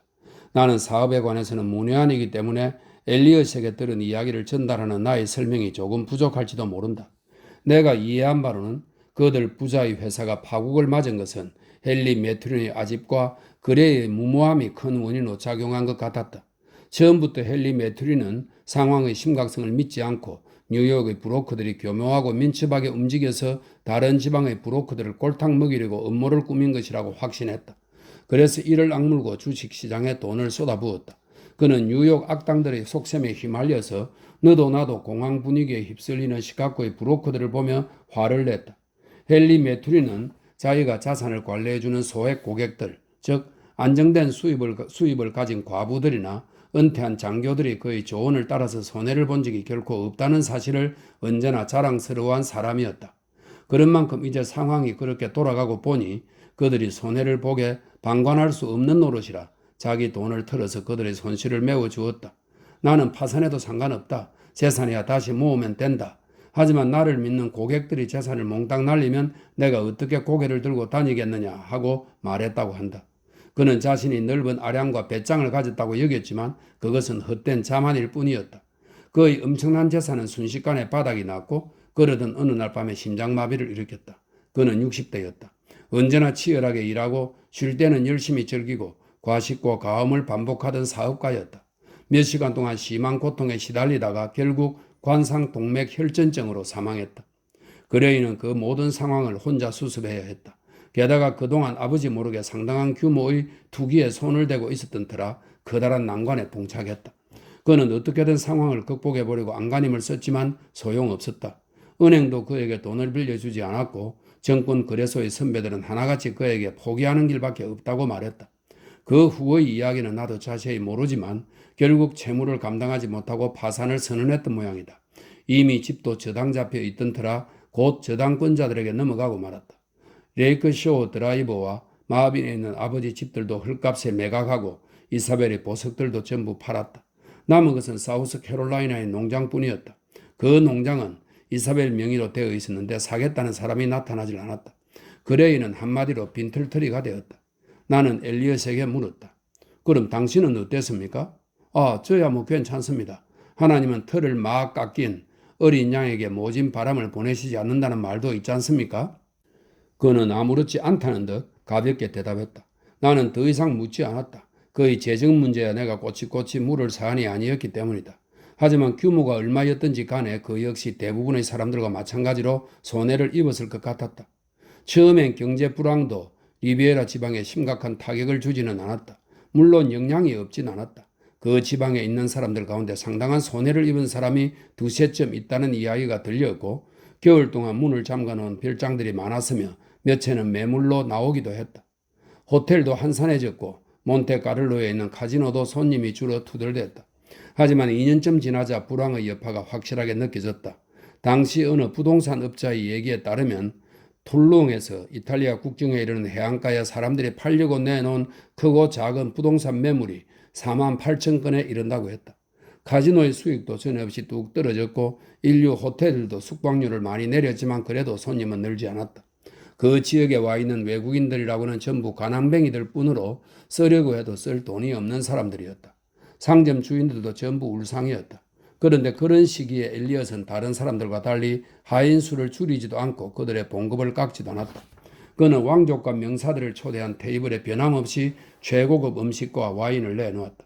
게다가 미국에서 수입한 커다란 새 자동차도 장만했고 그 때문에 상당한 세금도 냈다.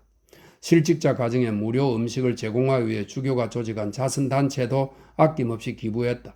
경제 불황이 마치 없었던 것처럼 세계의 절반이 그 여파에 흔들리고 있는 것이 마치 거짓말인 것처럼 그는 전과 다름없는 생활을 즐기고 있었다. 나는 그 이유를 아주 우연한 기회에 알게 되었다. 그 무렵 엘리엇은 옷을 구입하러 1년에 한 번 2주 동안만 영국에 들렀다. 그리고 가을 석 달 동안과 5월, 6월에는 파리에 있는 아파트에 가서 지냈다. 그 시기에는 리비에라에 친구들이 남아있지 않기 때문이었다. 그는 여름에 리비에라에서 지내는 것을 좋아했다. 수영을 할 수 있기 때문이기도 했지만 내 생각에 그보다 더 중요한 이유는 평소에는 에티켓과 예의 범절 때문에 입을 수 없던 화려한 옷을 더운 날씨 덕분에 마음껏 입을 수 있다는 점인 것 같았다. 여름이면 그는 빨강, 파랑, 초록, 노랑 등 화려한 단색의 바지 차림에 위에는 바지와 대조되는 자주색, 보라색, 암갈색 또는 얼룩덜룩한 무늬의 서처를 입곤 했다. 그리고 사람들이 멋있다고 칭찬해주면 마치 새로 맡은 역할을 멋지게 해냈다는 칭찬을 들은 여배우처럼 그런 소리 말라며 손사래를 쳤다. 나는 봄에 카프페라로 돌아가는 길에 파리에서 하루 머물게 되었는데 함께 점심이나 먹자고 엘리엇에게 연락했다. 우리는 리치의 바에서 만났다. 예전에는 친구들과 즐기러 온 미국 대학생들로 붐비곤 했지만 이제는 한산해져서 마치 처음 무대에 올린 연극이 실패한 극작가의 모습처럼 처량하게 느껴졌다. 우리는 칵테일을 한 잔씩 마시고 나서 식사를 주문했다. 식사를 마치자 엘리엇은 골동품 가게를 구경하자고 제안했다. 나는 골동품을 살 돈이 없다고 말은 했지만 그래도 기꺼이 함께 나섰다. 방동 광장을 걸어가고 있을 때 그가 샤르베 상점에 잠깐 들러도 괜찮겠느냐고 물었다. 몇 가지 주문해 놓은 게 있는데 다 되었는지 알아보고 싶다는 것이었다. 네의 상의와 속바지 몇 벌을 주문하고 거기에 자기 이름 머리 글자를 수놓아달라고 말해둔 모양이었다. 직원은 상의는 완성이 안 됐지만 속바지는 다 되었다며 그것이라도 먼저 보시겠냐고 물었다. 그러지요. 엘리엇은 이렇게 대답하고 직원이 가지러 간 사이에 내게 말했다. 저만의 방식으로 해달라고 부탁해 두었답니다. 직원이 가져온 속바지를 보니 실크로 만들어졌다는 점만 빼고는 내가 메이시 백화점에서 자주 사는 속바지와 거의 비슷해 보였다. 그런데 한 가지 눈에 띄는 점이 있었다. 그것은 E.T라는 머리 글자 위쪽에 수놓은 백작을 나타내는 왕관 모양 무늬였다. 나는 아무 말도 하지 않았다. 훌륭해. 아주 마음에 드는군요. 상의가 다 되면 그것과 함께 보내주시오. 상점을 나와서 걸어가다가 엘리엇이 미소를 지으며 말했다. 왕관 무늬 보셨습니까? 사실 아까 샤르베 상점에 들르자고 말씀드릴 때는 까맣게 잊고 있었는데 말입니다. 교황께서 저를 위해 우리 가문의 옛 칭호를 부활시켜 주셨답니다. 미처 말씀드릴 기회가 없었군요. 당신의 뭘요? 나는 놀란 나머지 미처 정중하게 물어보질 못했다. 엘리엇은 기분이 약간 상했는지 눈썹을 축혀 세웠다. 모르셨습니까? 저는 외가 쪽으로 라우리아 백작의 후손입니다.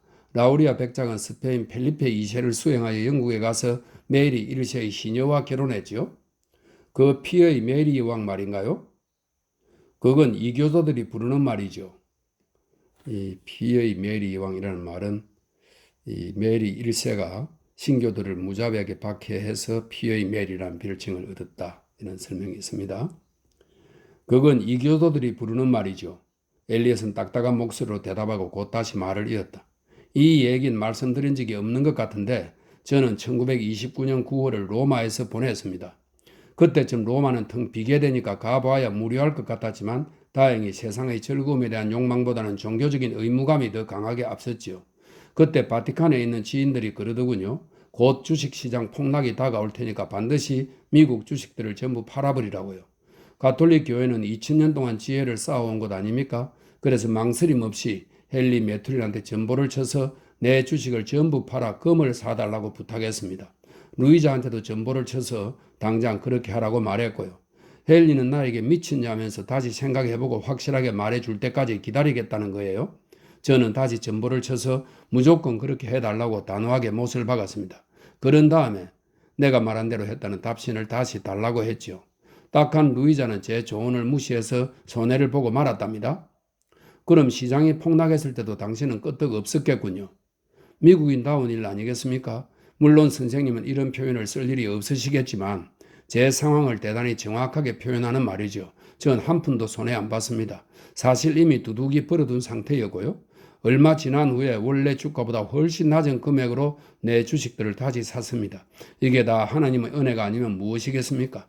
그래서 감사하는 마음으로 무언가를 보답하는 것이 마땅한 도리라고 생각되더군요. 그래서 어떻게 하셨습니까?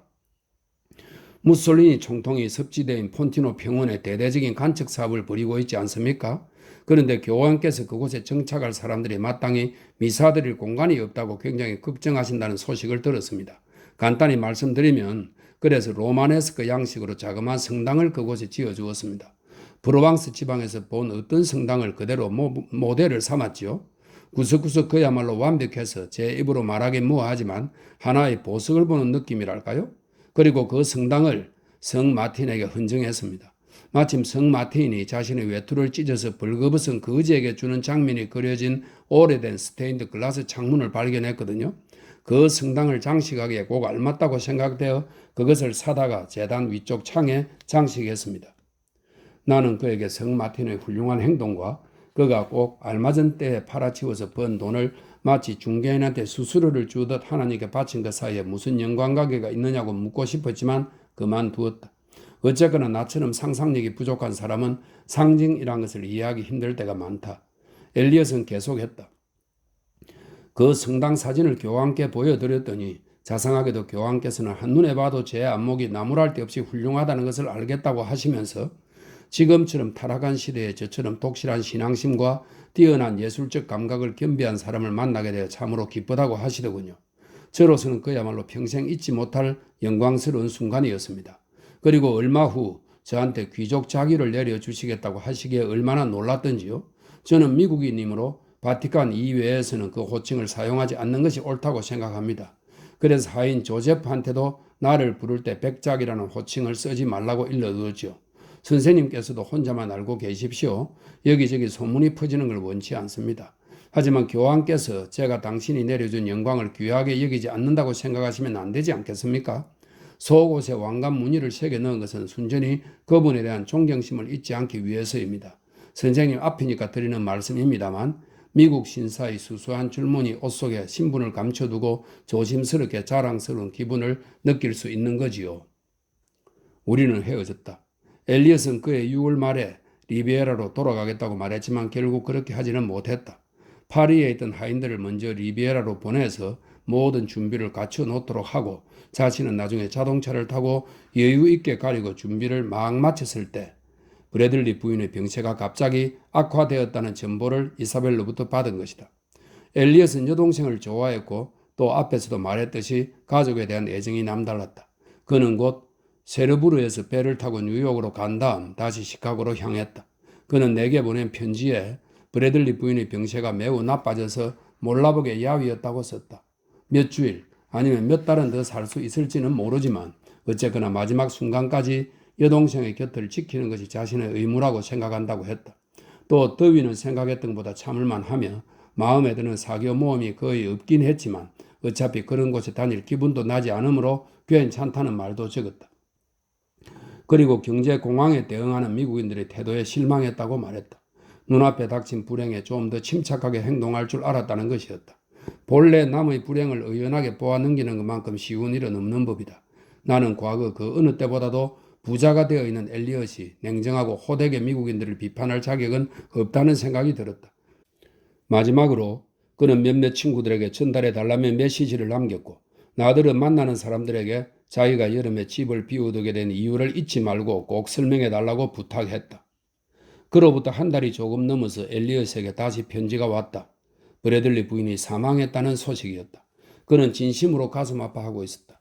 만일 내가 그와 오랫동안 친분을 쌓지 않은 사람이라면 그래서 그가 속물건성과 잘난치 않은 허식이 있음에도 불구하고 속으로는 착하고 자상하며 정직한 남자라는 사실을 몰랐다면 그가 편지에서 그렇게 품이 있으면서도 진실하고 솔직하게 감정을 표현할 수 있으리라고는 생각지 못했을 것이다.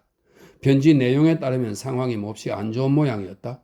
외교관은 브래들리 부인의 장남은 도쿄에서 대사가 없는 동안 대사 대리로 근무하고 있었기 때문에 자리를 떠날 수가 없었다.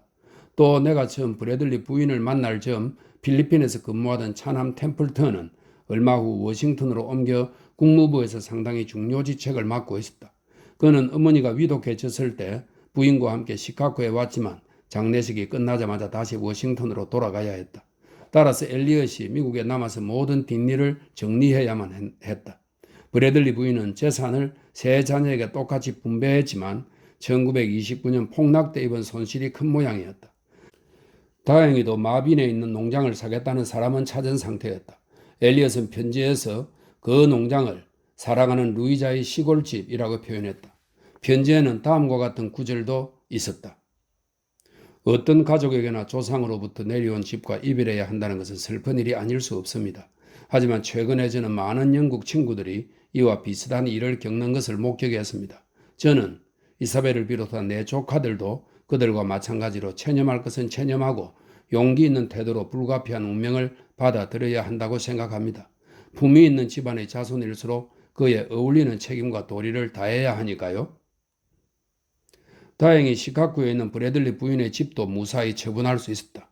그 지역의 집들을 허물고 대신 대규모 아파트 블록을 만들려는 계획이 오래전부터 진행되고 있었는데 브래들리 부인이 자기가 살던 집에서 죽고 싶다고 고집했기 때문에 아파트 사업이 미루어지고 있었다. 하지만 그녀가 죽자마자 개발업자들이 찾아와 집값을 제한했고 그 제한은 즉시 받아들여졌다. 그래도 여전히 이사벨은 심한 재정난에 시달려야 했다. 그레이는 파산한 후에 일자리를 구해보려고 했었다.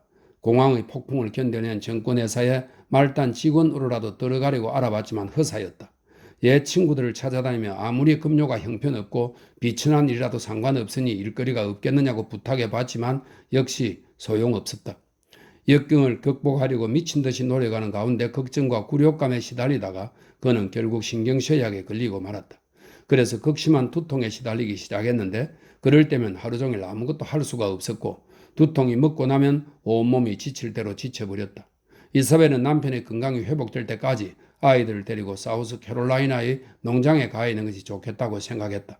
그곳은 한창 때는 쌀 수확으로 1년에 10만 달러의 수익을 올리던 땅이었지만 이제 섭지와 고무나무 숲이 가득한 황량한 지역으로 변해버린 지 오래였다.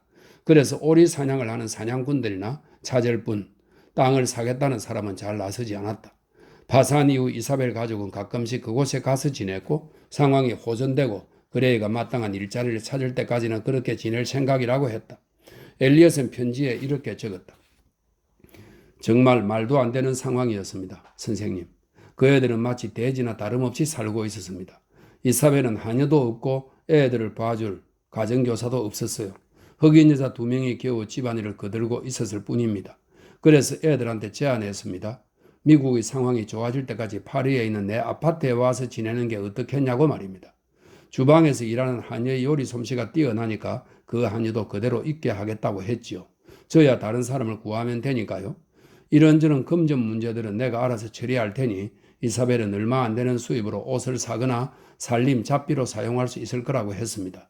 물론 그렇게 되면 저는 리비에라에서 지내는 기간이 예전보다 훨씬 길어질 거고 또 선생님도 자주 더 뵙게 되겠지요. 지금 런던과 파리의 상황을 감안하면 저도 리비에라에서 지내는 편이 더 즐거우리라 생각합니다. 마음 맞는 사람들을 만날 수 있는 곳은 이제 거기뿐인 것 같습니다. 이따금은 며칠씩 파리에 가서 머물겠지만 그때는 북쪽에는 리츠 호텔에서 묵는 것도 전혀 개의치 않을 겁니다. 다행히도 오랜 설득 끝에 그레이와 이사벨이 동의를 얻어냈습니다. 필요한 준비들을 가급적 빨리 마친 후에 전부 데리고 떠날 계획입니다. 이사벨의 집에 있던 가구랑 그림들도 다음 주에 처분할 예정인데 마지막 순간까지 그 집에 남아있으면 그 애들이 괴로울 것 같아서 제가 있는 드레이크 호텔로 데려가 함께 지내도록 하고 있습니다. 파리에 도착하면 자리를 잡도록 도와주고 저는 리비에라로 떠날 겁니다. 잊지 말고 주변 지인들께 안부 전해주길 바랍니다. 세상 그 누구에게도 뒤지지 않는 속물인 엘리엇이 또한 누구보다도 자상하고 배려 깊으며 마음이 넓은 남자라는 사실을 어떻게 인정하지 않을 수 있겠는가.